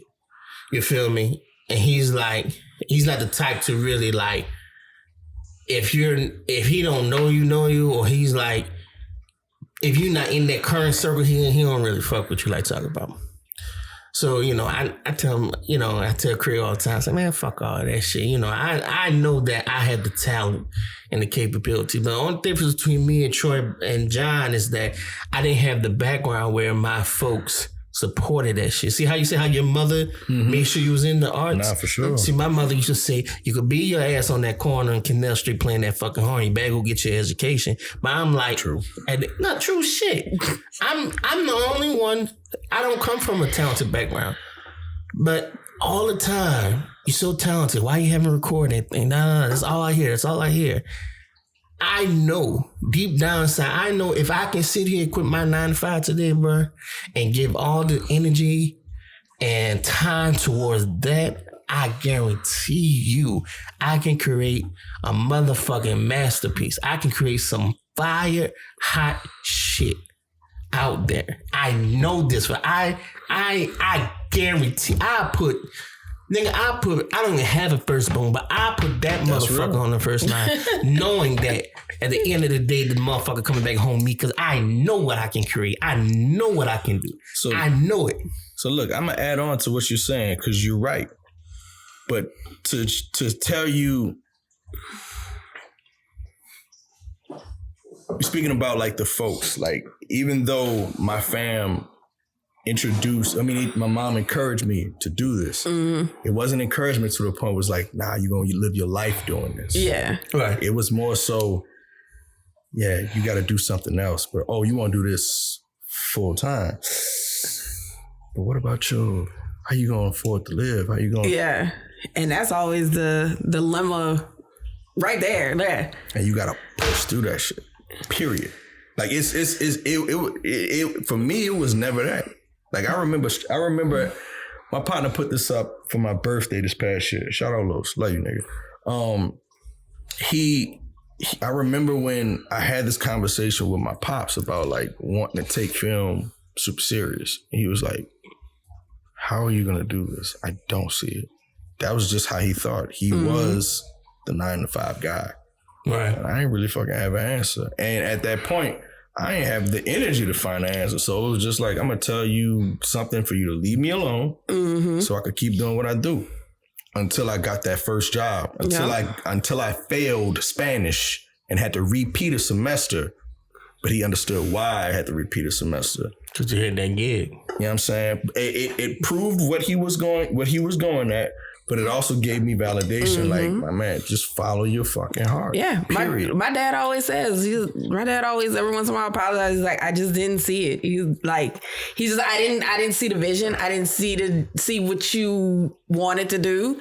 He's like, but now that you're doing it, he's like, I see like why you like pushed through it and didn't want to go get a government job like everybody else and all this stuff like that. Like, he's like, I didn't see it. He's like, I admit I didn't see it. How did that make you feel like when you were trying to do what you wanted to do? Oh my God, I was so stressed because I also didn't land my first TV gig until like 4 years later. I didn't get my first TV gig until 2014. I graduated in 2010. Oh yeah, depressed.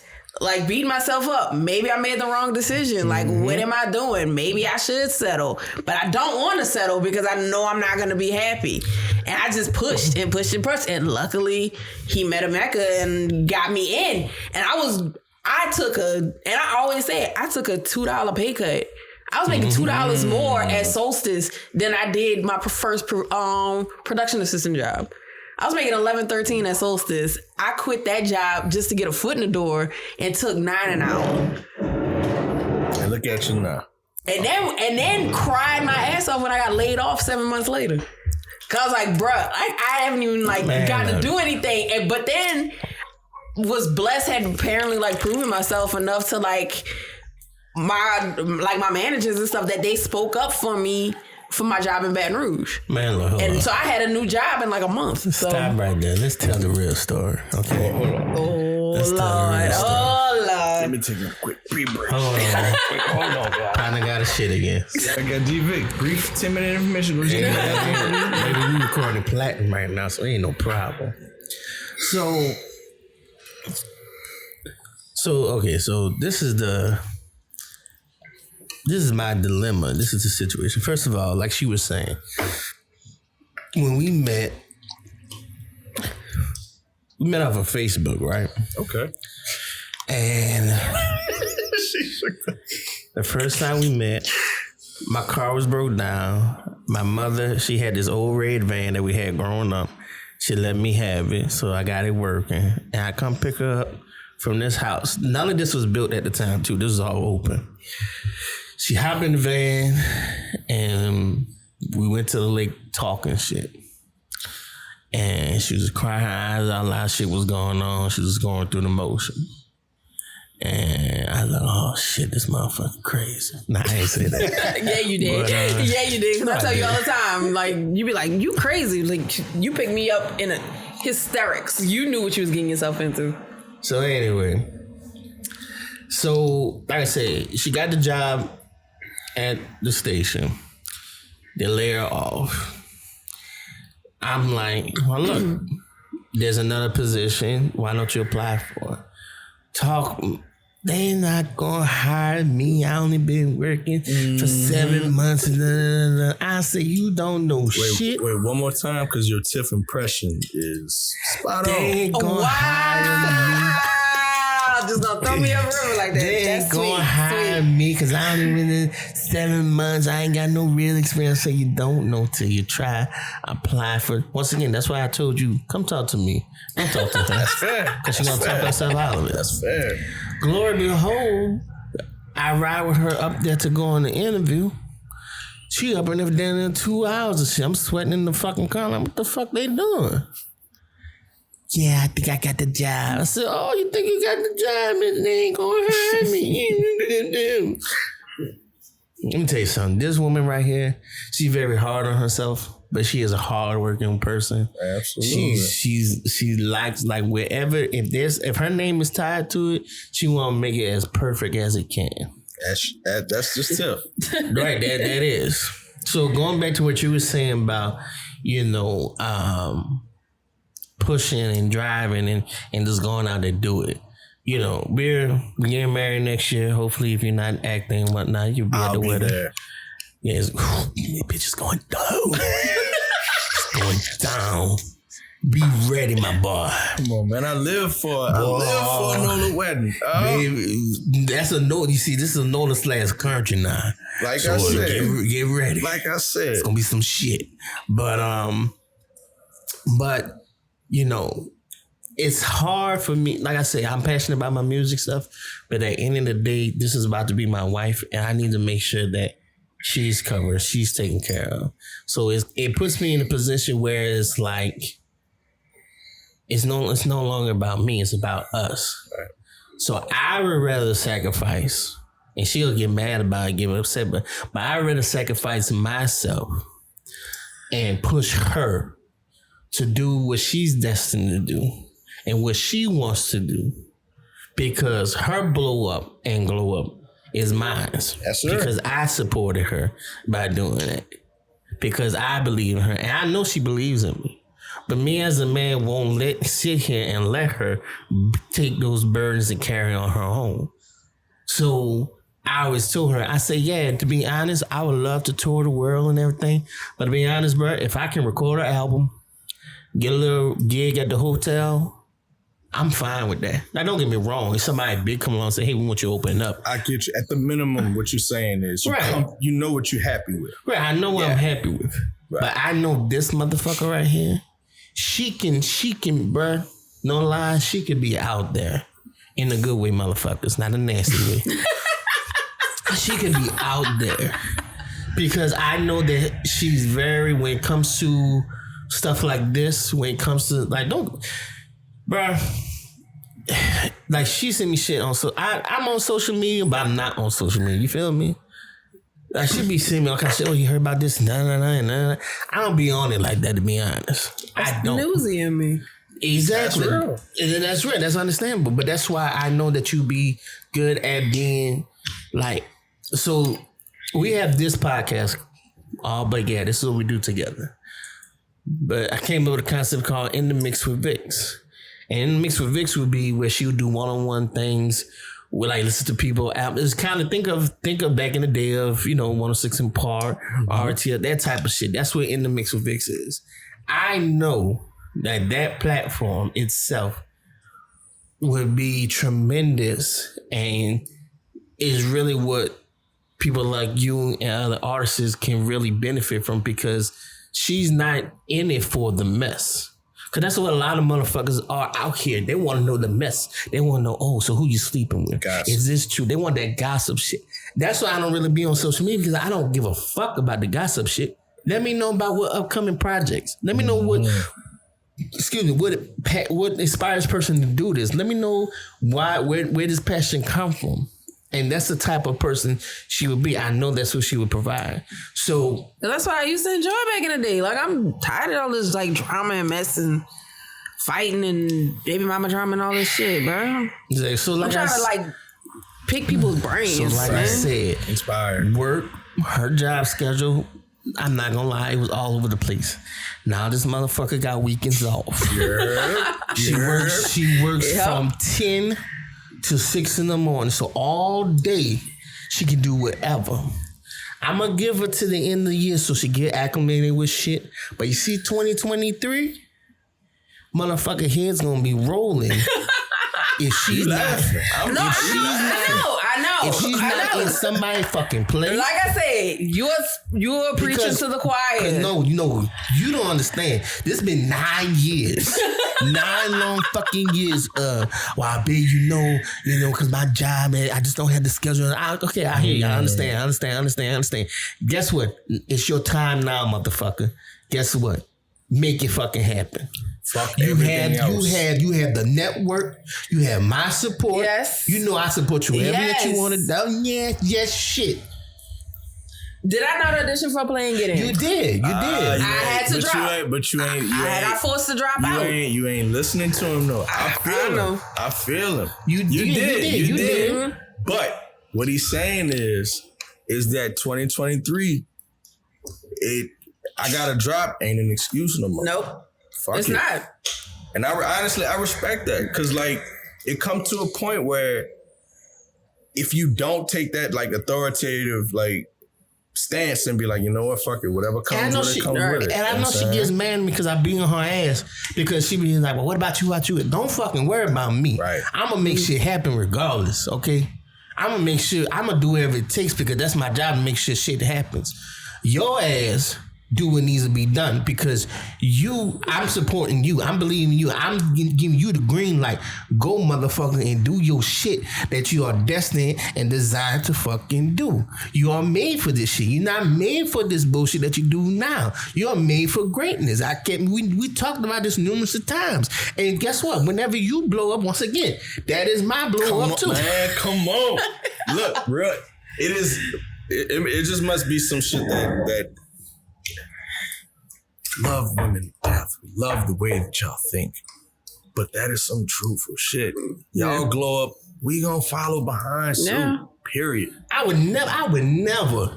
She always talk about my jealous shit and shit. Let me get wrong. Yes, I love this woman. I fucking fight right now. But would I ever come between her blow up over some shit like that? Fuck no. Nah.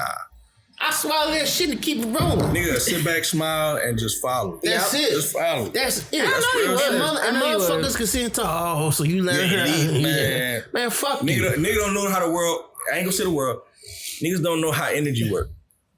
I'm pouring my energy into somebody I believe in. I know I'm gonna be good, but I see a vision that you are gonna be able to make a lot simpler. Exactly. You get you straight, I'm gonna be here. Exactly.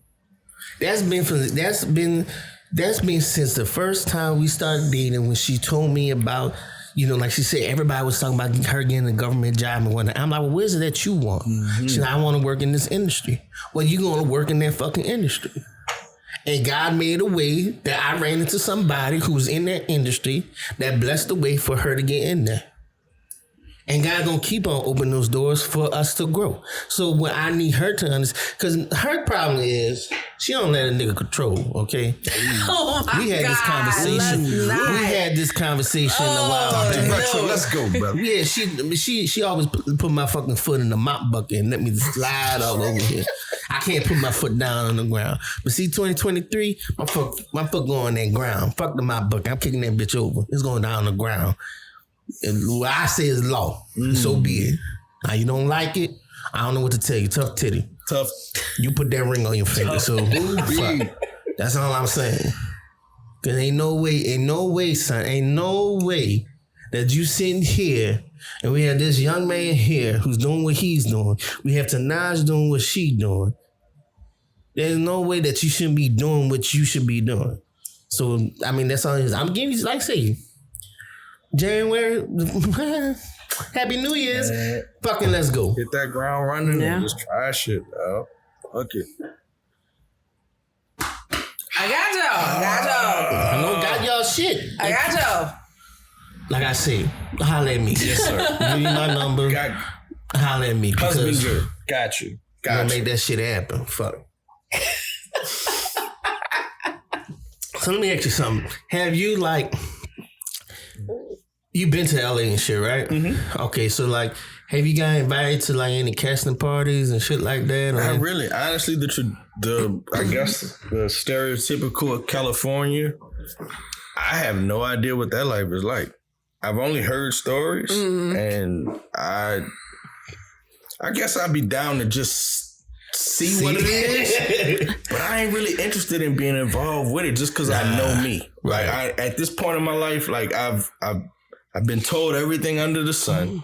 I know what it's like to be fucking a nigga to look at you in your face and be like, yo, you are amazing, perfect for the job. And I hear a damn thing from it afterwards. Right. You know what I'm saying? So I want to see if I want to see that lifestyle just to see if it's a myth or not. Facts. You know what I'm saying? I just want to be, I don't want to take part of the stories. I just want to be around when the stories are being made. You ain't gonna see me taking a picture of that. No, just sit in the corner and people watching. That's it. So this is real. All right, I'm out. That's it. That's it. Send me to the local man. Let me go on Royal Street. Let me go on Magazine and Frenchman. I'm good. That's it. See all that shit. Nah. Because we talk. I mean, like I say, we talk all the time. It was like, man, I'm down. I'll go to the events and all that. But to be honest, bro, I'm very I have a circle of people I fuck with. Right. And I keep it like that. And you know what, dog? I like meeting a lot of new people. Yeah, I do too. It's interesting just to see perspectives and to not be stuck in my ways just because I think this is what life is. Or, you know what I'm saying? Not to be vague and shit, but... Don't get me wrong. When I say I have my circle of people, it's these are people I know that I fucks with. Now, I'm always interested in meeting new people. Different walks of life, different spectrums. I don't have hate towards anybody. Republican, Democrat, you're gay, binary. I don't. That's cool. I like meeting new people. And if you fall, and if it so happens that we vibe in a certain way and that we can be cool and be friends, so be it, But I'm not closed-minded to enough where I've been like, oh, I heard about y'all kind of people. I ain't fucking with you. You feel me? No, I'm not like that. I like to meet new people. I love it because I like to hear. Well, what's your view on this? How you see this? How you feel about this? Oh, okay. Well, I'm gonna let you know how this shit is over here, just in case you never know. Right. I like meeting new white people because they're interesting. Two things. My LA experience was I say the first LA experience where I was like, it might have been my third trip. I got a partner out there that's an actor, and I was going to meet a prospective agency, and it just so happened he was in town in LA, and he was like, "Yo, let's link, let's go out, like we all single, man, let's just go out and get, you know what I'm saying, Right. man." So I ain't know how the ropes work and shit like that. So I tell my two other people that's out there that I know, I'm like, "Yo, I'm going to meet out with my dog. He about to show me the city. Y'all come pass through. Y'all in the industry, you know what I'm saying? Let's you know what I'm saying? 4 single guys, let's go out together Right. and try to maneuver." And I remember after I told him when I was coming to pull up on him, I was like, "Yo, I got my 2 other partners that's coming to pull up. Like, yo, what's good?" He was like, "Yo, I ain't gonna lie to you, bro. The spots that I got planned for us, you can't maneuver unless you have double the women with you." And I'm like, "Wait, what do you mean?" He's like, "All right, if it's just you and I, we good.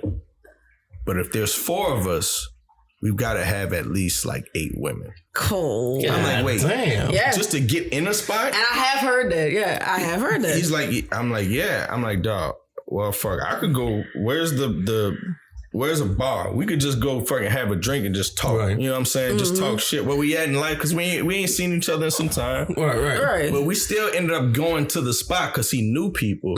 But after even getting in the spot, I'm like, "Yo, this shit is mad bougie. Like, you got to line out the dough and it's half capacity in here. That shit don't make no sense. No, it I ain't don't. used to this, let alone you trying to make me wear a collar shirt. No, I'm not doing that. Yeah. I am in a t-shirt. Just to make it seem like it's so exclusive and all that. Nah, Bruh, that nah. type of Fuck that. They can vibe, keep that shit. I'm not really with it. No. Nothing against it, but that's just not the energy that being on That's in the why I South. feel like. That's You know why what I I'm feel. saying? Yeah, that's why I feel like motherfuckers, celebrities love down here because come as you. We like Come as you are, Real baby. talk. Yep. No pretentiousness, no nothing, man. Just Damn, vibe. that shit. That be, you know what? That'd be a tight a club name. Call that bitch the Congregation. Come as you Come in are. fellowship. Come fellowship. The fellowship. The fellow. Ooh. We on the same page in this shit, man. Let's go, Fellowship. man. Let's open that one up. You heard me? Real talk. The fellowship. Come as you are, baby. We ain't here to judge. Bro, You all guys children. Come through. Let's go. it's a different monster. LA is a monster, but going back to what I mentioned before, it's just learning how to navigate it. I probably thought, fuck, I've got some fucking stories, yo. Man, all right, fuck it. This my. Come on, you I here, hope baby. You here. because I still hold this down to me forever. We're here. Let's go. This was. This is about some midgets or some shit. It's no midgets, but it's got it starts with an M. Okay. It's significance with an M. Let's go. This was around the New Make sure y'all Orleans pay for this Film Patreon, Festival. motherfuckers. Please, let's get them some bread and keep this bitch popping. Let's go. This had to be like maybe 3 years ago, randomly. The New Orleans Film Festival was going on. All right. And I had went to the casino to just go. I had just been downtown. I think a partner or something mine just like might have stood me up on some shit. And, like, you know what? I'm about to go just fucking get on the table a little bit. But I ended up going in the casino and I'm playing in Harris. The dealer was a friend of mine who I had met outside of it. And all of a sudden this couple comes in and they come sit down right on the side. Got glasses on. 7 o'clock at night, dark outside. What y'all got going on? With the Yeah. first reason in there, thinking that they drunk or some shit. But they come sit at the table and they gamble, take the glasses off, start playing. I'm sitting there talking to dealer.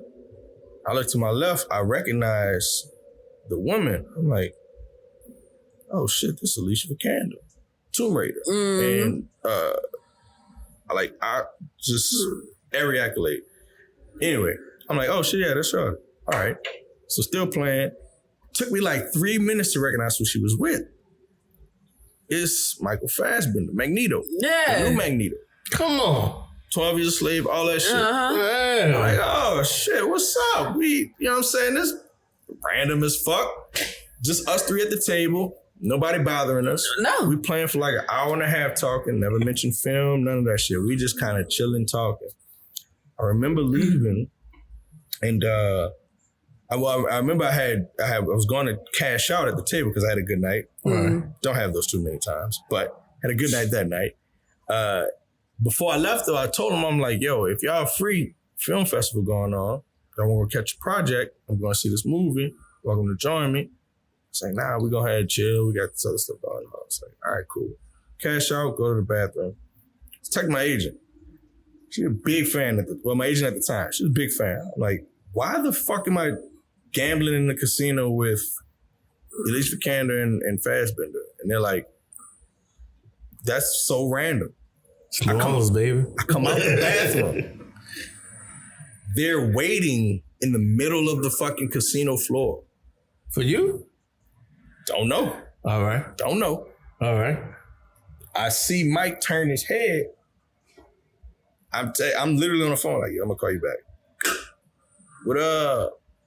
Hey man, what's your number? So we exchanged contacts. I ended up kicking with them for the 3 days that he was out Get the here. fuck out of here. Real talk, just randomly in the quarter. We went to the next day we went and saw a movie. Went and got some grub.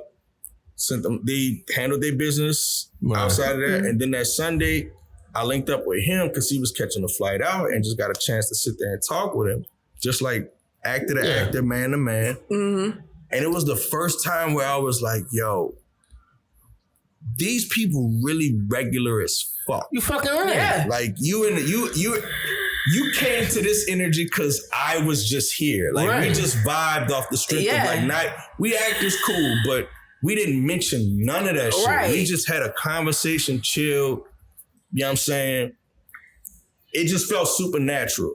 So saying all that to say, like having to navigate in LA, I'm like, man, I ain't trying to do none of that shit. You got the people that come here. They come here for the piece and they just like talk to any and everybody with And no that's problem. that's why I know for a fact that I probably wouldn't like LA because I'm like, y'all some fake motherfuckers out here. Now they got great. I won't cut you off. I ain't saying they all fake. They got great parts, but you're right. They definitely got a lot of fabrication up. Yeah, because everybody's out here trying to be somebody that they trying to upsell who they are. I ain't got time for that. Bitch, if you a But I think waiter, it's too because they gotta deal with the paparazzi and all that. So I think in LA, because people harass them all the time, paparazzi's always around, there's always tourists and stuff, they feel like they always gotta be on their A game. Yeah. As opposed to here, they can like let their guard down. Like here, they could just be like, just like when we saw Julie Stiles, like she was just walking around, no makeup on her face and nothing. And nobody was gonna say anything about it. Nobody was gonna take a paparazzi picture of her and sell it to People magazine, trying to make her look bad and stuff like that. Like I feel like in LA, they have that attitude because they have to be on their A game at all times. 100%. So let me ask you this, brother. When it comes down to it, with your acting, what level of fame are you willing to handle and deal with? Because like I say, my partner who does music, he's like, this nigga crazy. Because he was like, oh man, I want to be like Currency famous. I said, so you want to sell drugs and make music? That's what you want to do? Because that's what he does now. There's no real fame to it. He just known. What level do you feel that you're willing to handle and accept to be comfortable with? Because like I said, and as I told her, I tell everybody, me personally, I don't give a fuck about the paparazzi. I don't care about them stories. If that comes with it, I'm going to take it and I'm going to run with it. Because at the end of the day, I know I can come back home and be at home. True.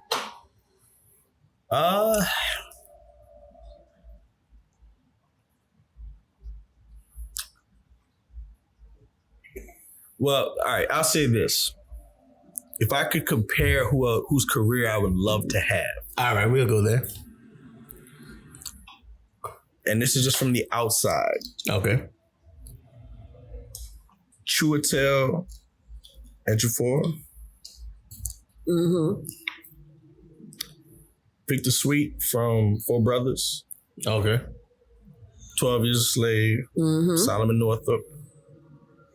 Denzel's brother in American Gangster. Mm-hmm. Denzel had a brother that was in there? I think his actual brother, the actor. Okay. Yeah, well, the act. Okay. Oh boy, who plays his brother? That brother's career is who I would love to have because he's the guy that's like, I know I know your face. I don't know your name. Right. But I know you. But you are booked and busy and you in everything. Yeah. I can't sit there and say like, oh, you look familiar. No, nigga, I know you. I just don't know your name. Yeah. Right. And you ain't nobody that I'm going to be like, oh my God, I can't believe it's you. It's just like, yo, I enjoyed you and such and such. Mm-hmm. You know what I'm saying? Facts. That right there is that was good. Octavia Spencer for the longest. That's real shit. Octavia Spencer, you still would like go look at like late 90s movies and see Octavia Spencer and be like, damn, I didn't realize she was in this. Or I forgot she was in this. I guarantee you people that hear her name right now are going to be like, who is Tip talking about? Oh, I do love her. Yeah. That's exactly what a nigga would love to have. Yeah. Exactly. I didn't mean to cut you off, but yeah. No, but yeah. No, for real. Like that, yeah. No, I get it. Yeah, it's just like people that because I always say I want to be the level of famous where I make the money, I get the accolades, but the paparazzi don't give a shit about my personal business. Yes, I want to be as boring as possible in the public eye. Like I don't want them to give a shit about digging for something. Mm-hmm. I would say this. I wouldn't care. I don't want the paparazzi to dig for shit, but if my fame gets to that level where they want to dig on, bitches. That's real. Dig on till you get tired. That's real. At the end of the day, my circle, and as long as this woman knows at the end of the day who I am and what I do, and my circles know that, I don't give a fuck about anything else. Real talk. I don't have to prove nothing to you, or to your snake ass. All I gotta do is keep doing what I'm doing, which is making money, loving my family, my friends, and enjoying life. So suck that motherfucker. That's what I said. That the whole paparazzi shit don't. Oh, you want a picture of it? That shit don't. And some people feed off of it. They do. Some people feed off of it and love it, and they know how to navigate. But it ain't me. I know it ain't me. Like you said, I want the career, the accolades, and all that stuff like that. But I don't be able to just move around. You need somebody to be on the road with you to handle that shit? I'm your nigga. I'm your nigga. You want me to handle the paparazzi shit for you? I am your nigga. I got you covered, bro. Man, you can have as much of it as you want, bro. I got you covered. Hey, man, he ain't talking, but I can tell you what you want to know. What? Look, that ain't true. No, this who y'all need to be talking to. That's right. I'm gonna go over here. What's up? My name is Retro. We got a podcast called But Jaren. It's on all platforms. Make sure y'all check that out. You heard me? My lovely fiance wife, Creole Vixen. She got a podcast. You heard me? How we know Jaren? Oh shit! What? Yeah. That's my fiance. People. He got backtrack. Oh yeah, he was on the episode. Yeah. So is it true? What? Man, I don't know what that nigga do. Did I talk to the bitch? Yeah, I talked to her. I told her hey and everything. Did I try to go out with her? Man, check her DMs. Let's see what she said. You gotta ask her that, Ask her that. Oh, nigga, I'm quick with it, bro. You ain't got nothing to worry about, bro. I feed that shit to them fast, bro. That's real. I got you covered. Shit. Papa who? Shit, could never. I'm gonna be like, messing my bitch, who's gonna pop me? Paparazzi. Pop who? Pop who? Shit. Hell yeah. That's bro. I'm telling you, bro. I pray. I really do hope that you do get to the goal and the level that you want to. And I swear, brother, you get there, I got you covered, bro. I got you covered.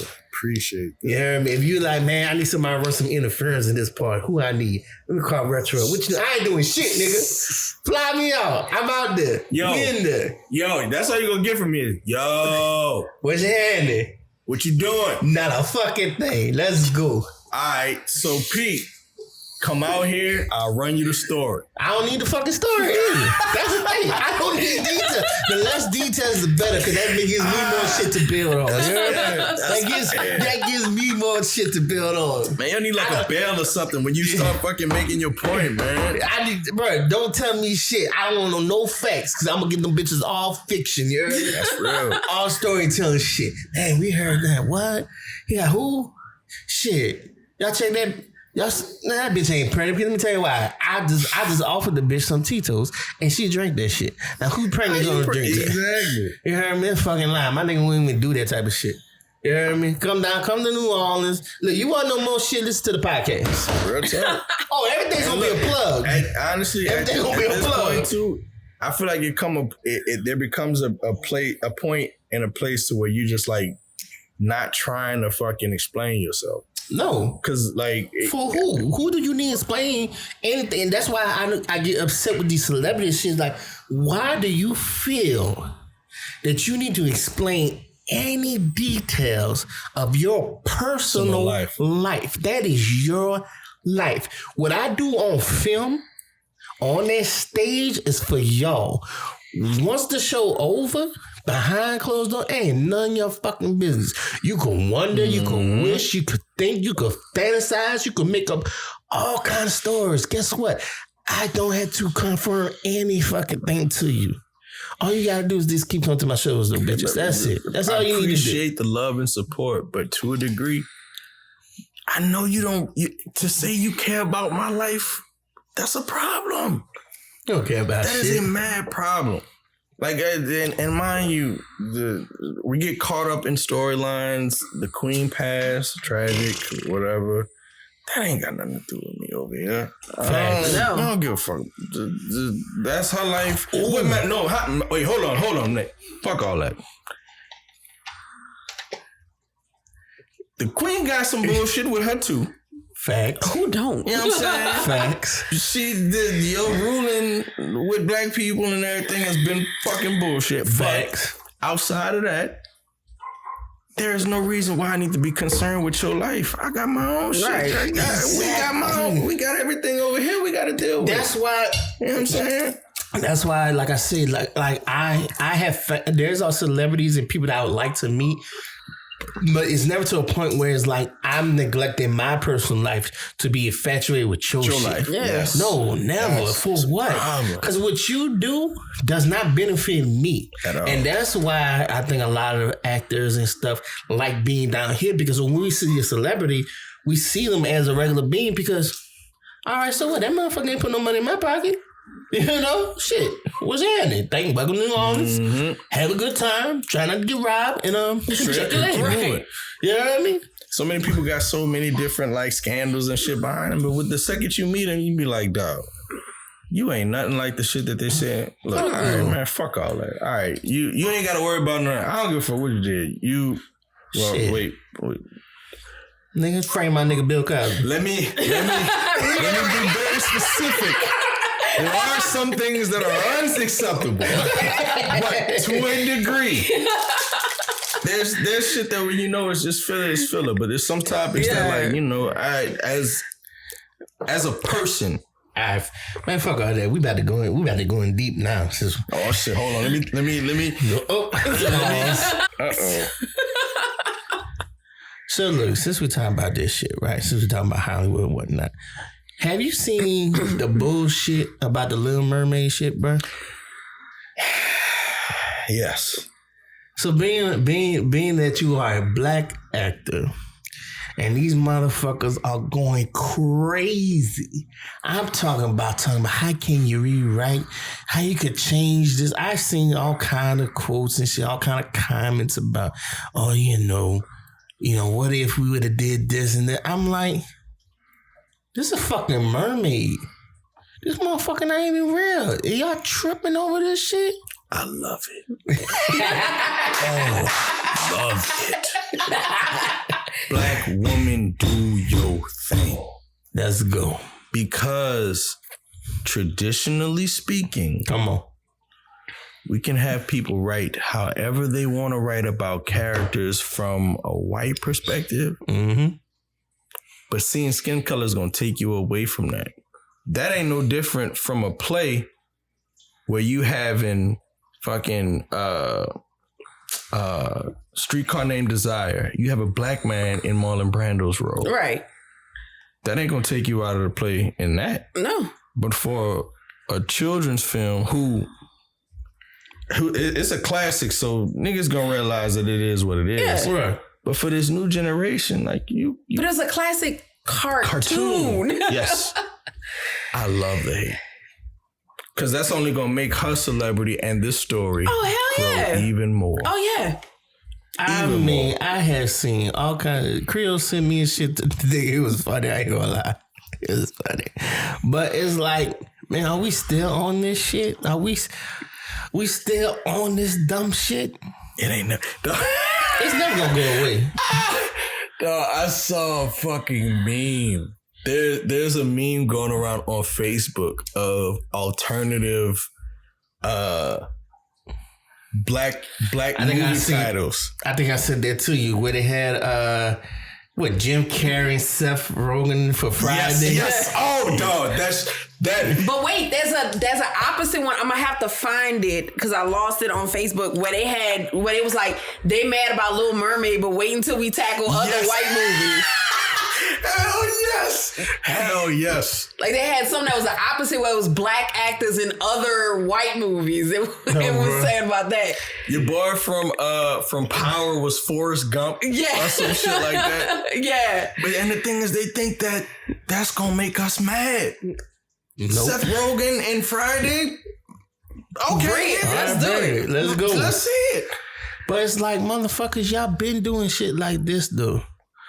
Like, but I mean, Paul Mooney said it before in one of his skits. He was like, you had Tom Cruise, Last Samurai. You had Brad Pitt, the Mexican. They the young cast, the last nigga with Tom Hanks. I mean, come on, let's be real. I ain't gonna lie, come on, now, let's be real. The Last Samurai with a white dude. Like, what the fuck? Where is the storyline coming from?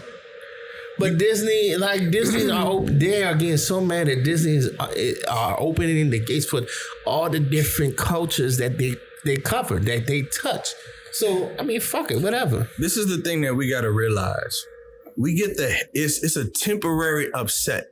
Mm-hmm. Because initially, traditionally, what you are expecting to see is a white person. Exactly. But now you got a system on there.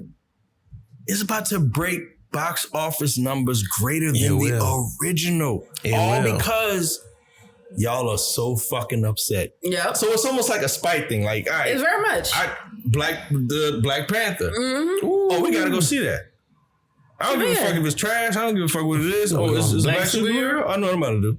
I'm gonna see it 4 times. But like I said, what they gonna say when they find out Triton is Javier Bardem too? Yes.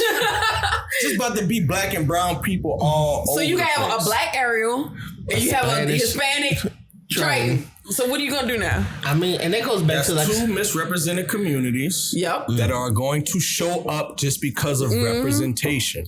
And because I'm like, wait till the full trailer come out and y'all find out that Javier Bardem is Triton. Now y'all gotta deal with the mad white people. And then, but I love when Marvel, when they made Anthony Mackie Captain America. I know some white people is pissed. Even though that's the comic book, they don't give a fuck. They don't care. They don't want to see that. They don't want to televise that shit. Let the kids read everything they're gonna read. Don't put that shit out there on film. What's the thing that our parents used to tell us back in the day? Oh, you crying? Oh, you're gonna be all right. Yep. Exactly. Because we know what's about to happen. There is no way that this is going to fail. Oh, no. Of course not. Period. Hell no. Period. Hell no. If there's one thing black people know how to do, is to show up out of spite.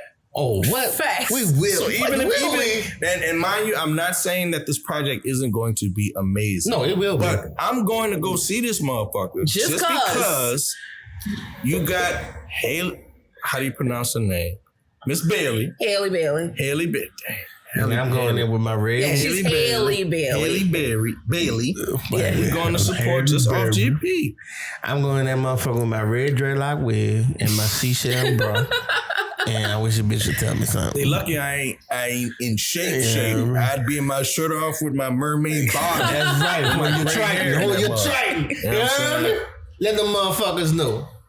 Nah, man. I don't care. Let me tell you something. I don't care what anybody say. Our people, we bring so much fucking, and that's the shit that tripped me out. Don't get me wrong. I love all cultures. I respect y'all, but please, I don't understand how you can hate something that y'all enjoy so much of, like the white guy who was singing the Kevin Gates shit, thinking with my yeah. The most widest motherfucker there is. That make it all the way to come and see what's the New York is it coming to America? Not Coming to America. Good Morning America. Good Morning America. They make it all the way to that. Make it all the way to Good Morning America, going off of a Kevin Gates song, and it's like y'all see this shit and you're upset. Come on now, get out of here, bro. Man, foolishness. The way that I like to live life, dog, is not take shit personal. Oh, I don't. Don't take nothing personal. This ain't got nothing to do with you. Like you mad about. You're literally mad about a black mermaid. Literally, a black mermaid, a cartoon, a black fish. So you mean to tell me I'm gonna cause an uprising and start a petition? And just wilding for no reason. Man, look. I saw something. I don't have no time to be dealing with that foolishness. I saw somewhere somebody was talking about. They was talking about, oh yeah, it will only take so long for them to redo the face of her, and you know, it was somebody getting somebody to digitize their face and put a white character in it. Who's gonna waste their time and do that? In fact, who's gonna go see that shit? I'm not gonna see that shit. Like, get the fuck out of here. Mm-hmm. They don't want me in Hollywood, bro. Man, but look, they don't want niggas like me in Hollywood. You talking that shit? You got an audience. There's an audience for that. We in a time and a place now where there's an audience for everyone. Oh yeah, and everything.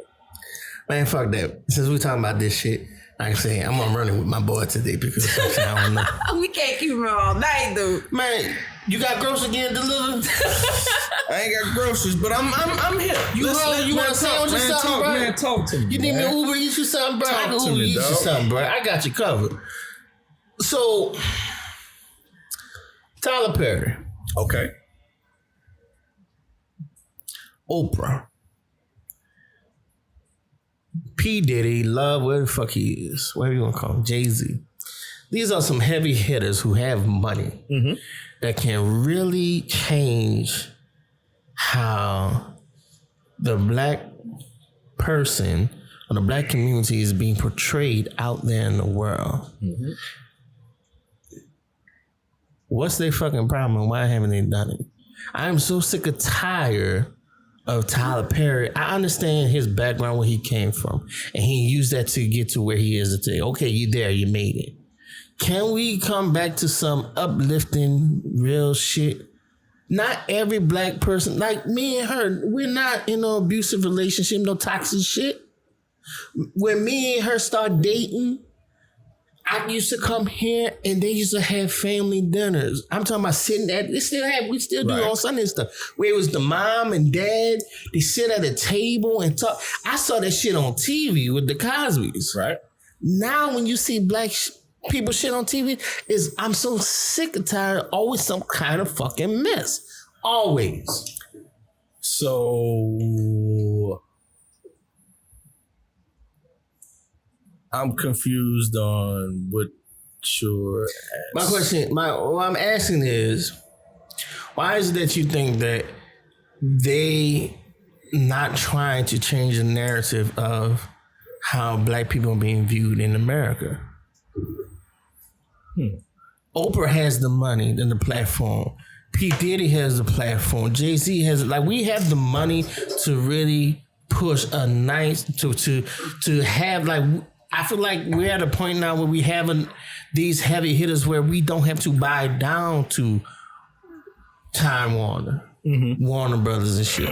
We can actually have our own networks and really make the narrative of where, of course they make the white narratives with these white networks, you know, showing the white family doing this and all this bullshit. Right. But when as soon as it's a black family, it's always some bullshit. Drug related, gang related, baby mama, cheating on this, toxic, all this shit. Church this, church that. I'm like, why is it that we always got to play these narratives? Like, I mean, leave him alone. Chill out, bro. I mean, you're an actor, bro. You're an actor. And let's say, I mean, when you started, did they ever come up to you like, oh, we need you to play a crackhead or a drug dealer or a thug or some shit like that? Well, okay. I was never really approached to play a specific character. It was more so like keeping the G real, dog. My introduction to actually getting a resume was about getting in the door. Mm-hmm. Right. So stereotypes is what you had to feed into. Yeah. Slave, thug, gangster. You know what I'm saying? So I was never mad at that because that's just how the game goes. My career didn't go to the point where like somebody believed in me that I could do a job that wasn't stereotypical. So I'm not upset with that.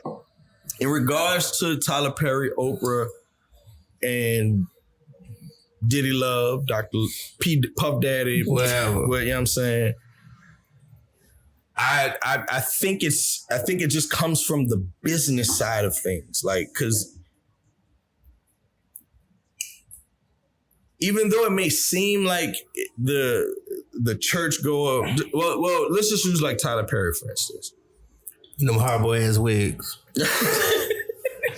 My man.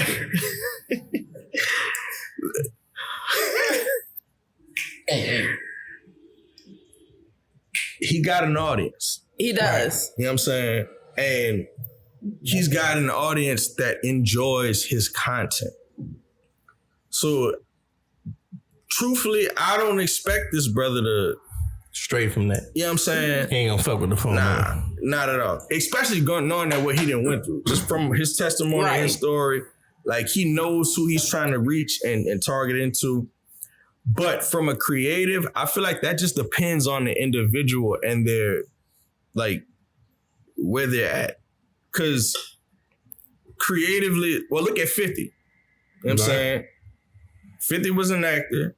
50 had power, and 50 knows street shit. So if you look at his shows, that's what it's gonna all be. street shit. Even the other joint, where the guy was like a lawyer. He was in the penitentiary and turned into a lawyer. Yeah, I know what you're talking about. I forgot about that 25 to life or something like that. Something like that. But that's something that he knows. Right. You know what I'm saying? Not to say that he, you know what I'm saying, he a felon or all that shit, but that's just strictly what he knows. Yeah. He stays in his lane. I feel like all of our stories stay within their lane.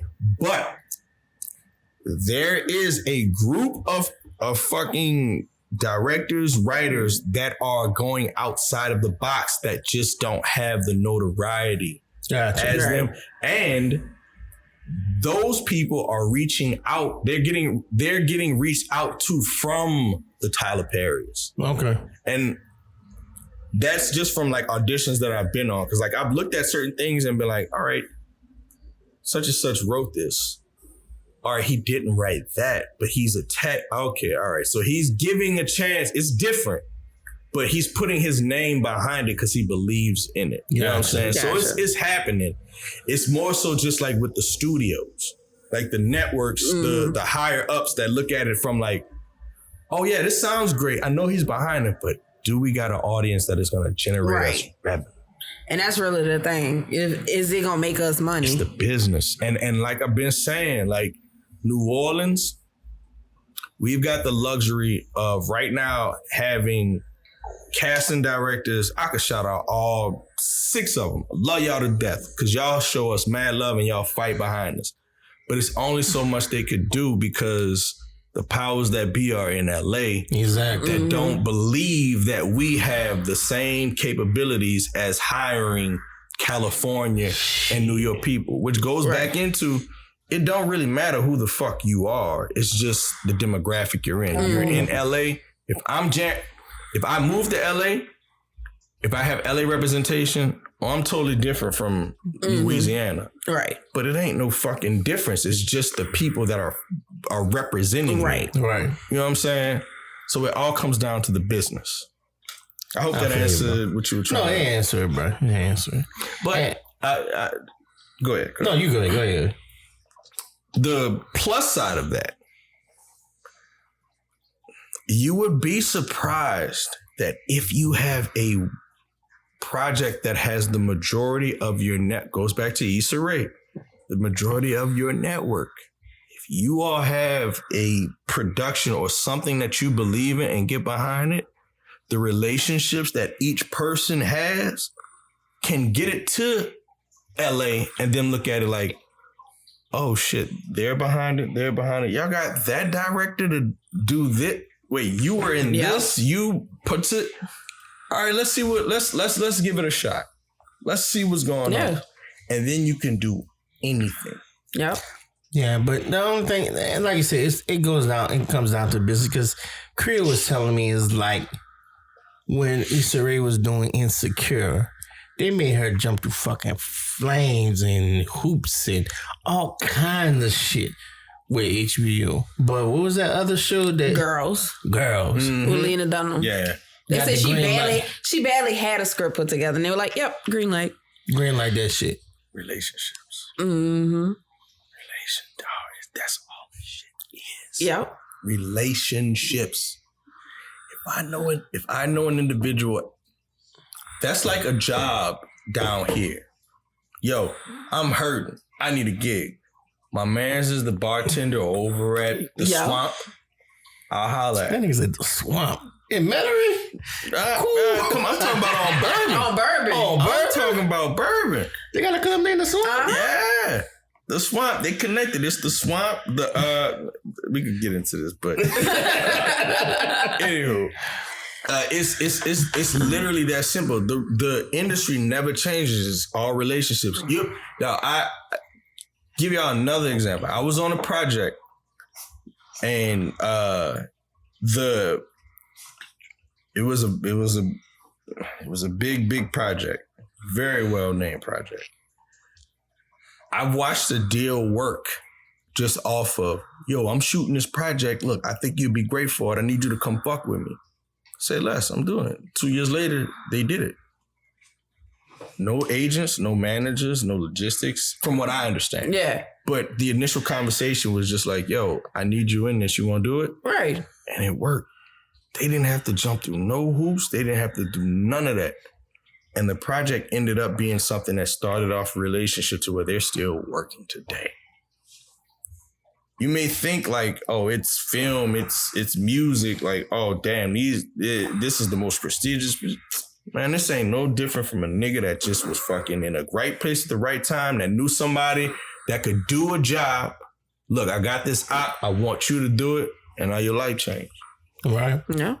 And all it takes is that one opportunity. That's all it is. Don't overthink nothing. Just try shit. Establish your relationships. Do shit with people that may be out the box, unordinary, and you'll see where it goes. Like my homie, the guy that got me my LA representation, was the dude I worked with on the show. When I tell you from Rusty to him moving upwards to where I'm at now, I can't sit there and say that I literally fucking like, dog, I hit the ground running. I grinded. I just did my job. I followed my heart, followed my passion. And then they saw it. It was just like, I can help you.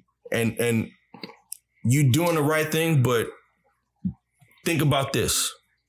I'll tell you why this happened. This is happening because of this. So I'm going to leave you with this information and you make your decision. It's never been like, man, you got to do this.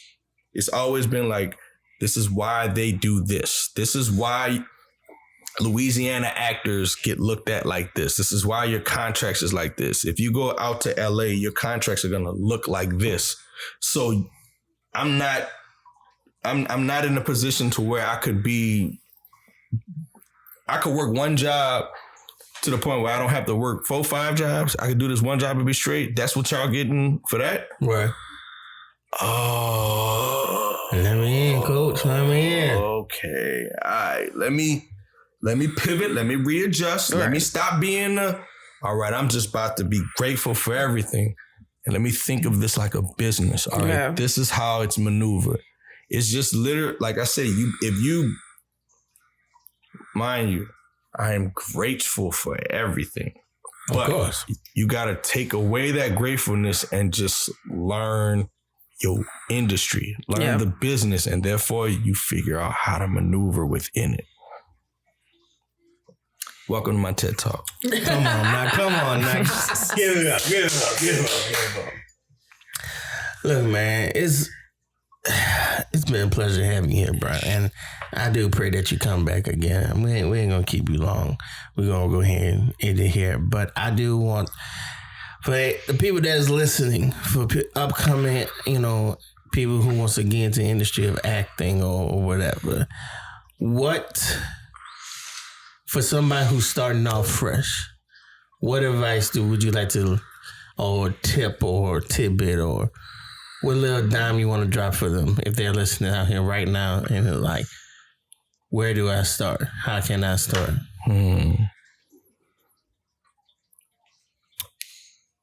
What's some advice I would give? All right. This is going to sound very vague, but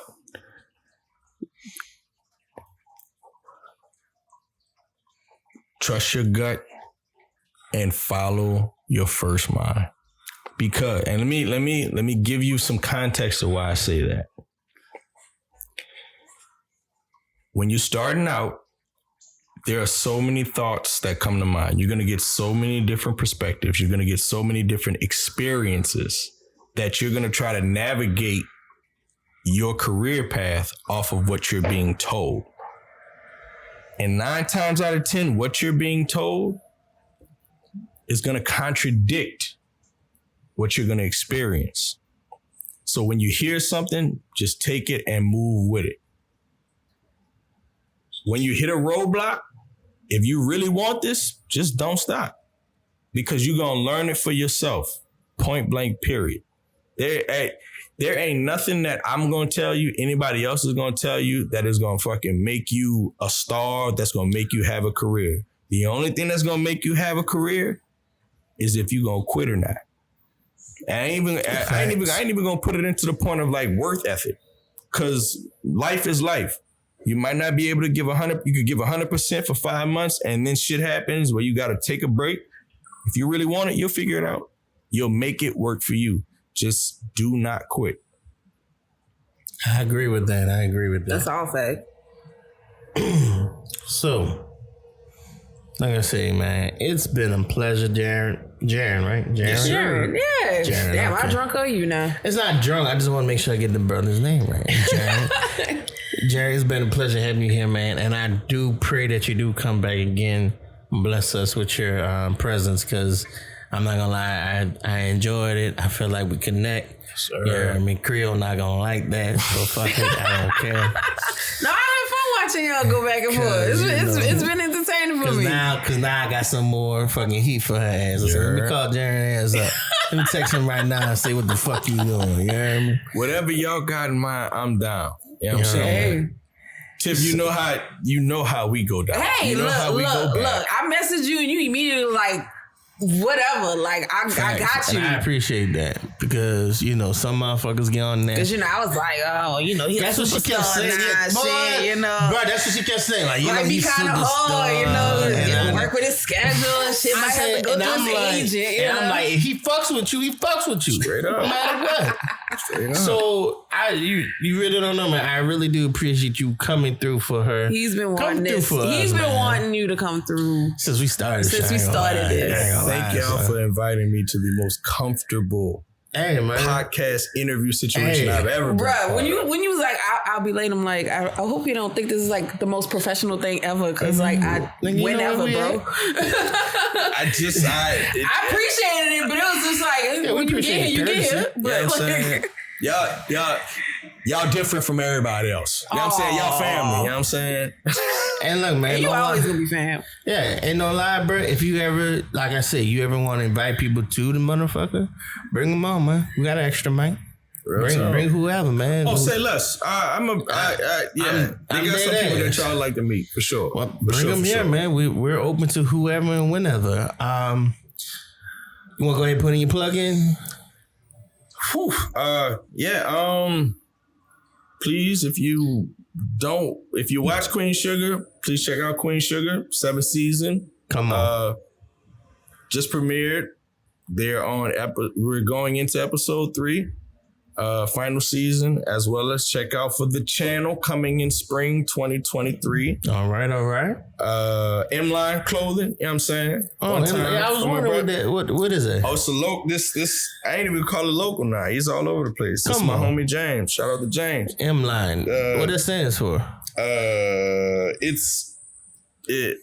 M-Line stands for his last name, which is Mays, as well as his clothing line. All right. And represents Magnolia Projects, where he grew up. Magnolia. You know what I'm saying? Come on, the soda. One time for bro. Whenever you see me in the clothing brand, just know that's what the representation is. You heard me. That's my tags. And I'm on social media, but I'm not.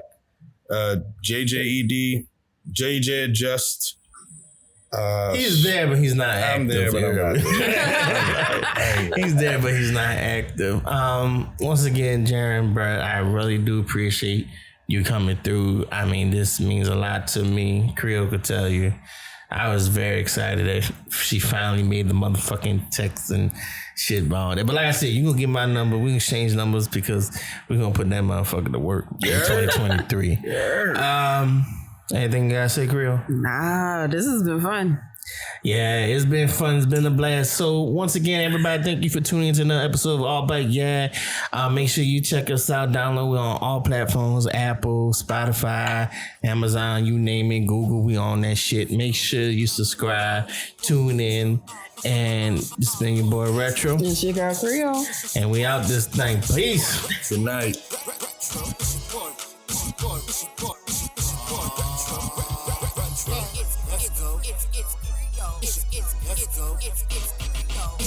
Let's go. Your girl Creole. Let's go.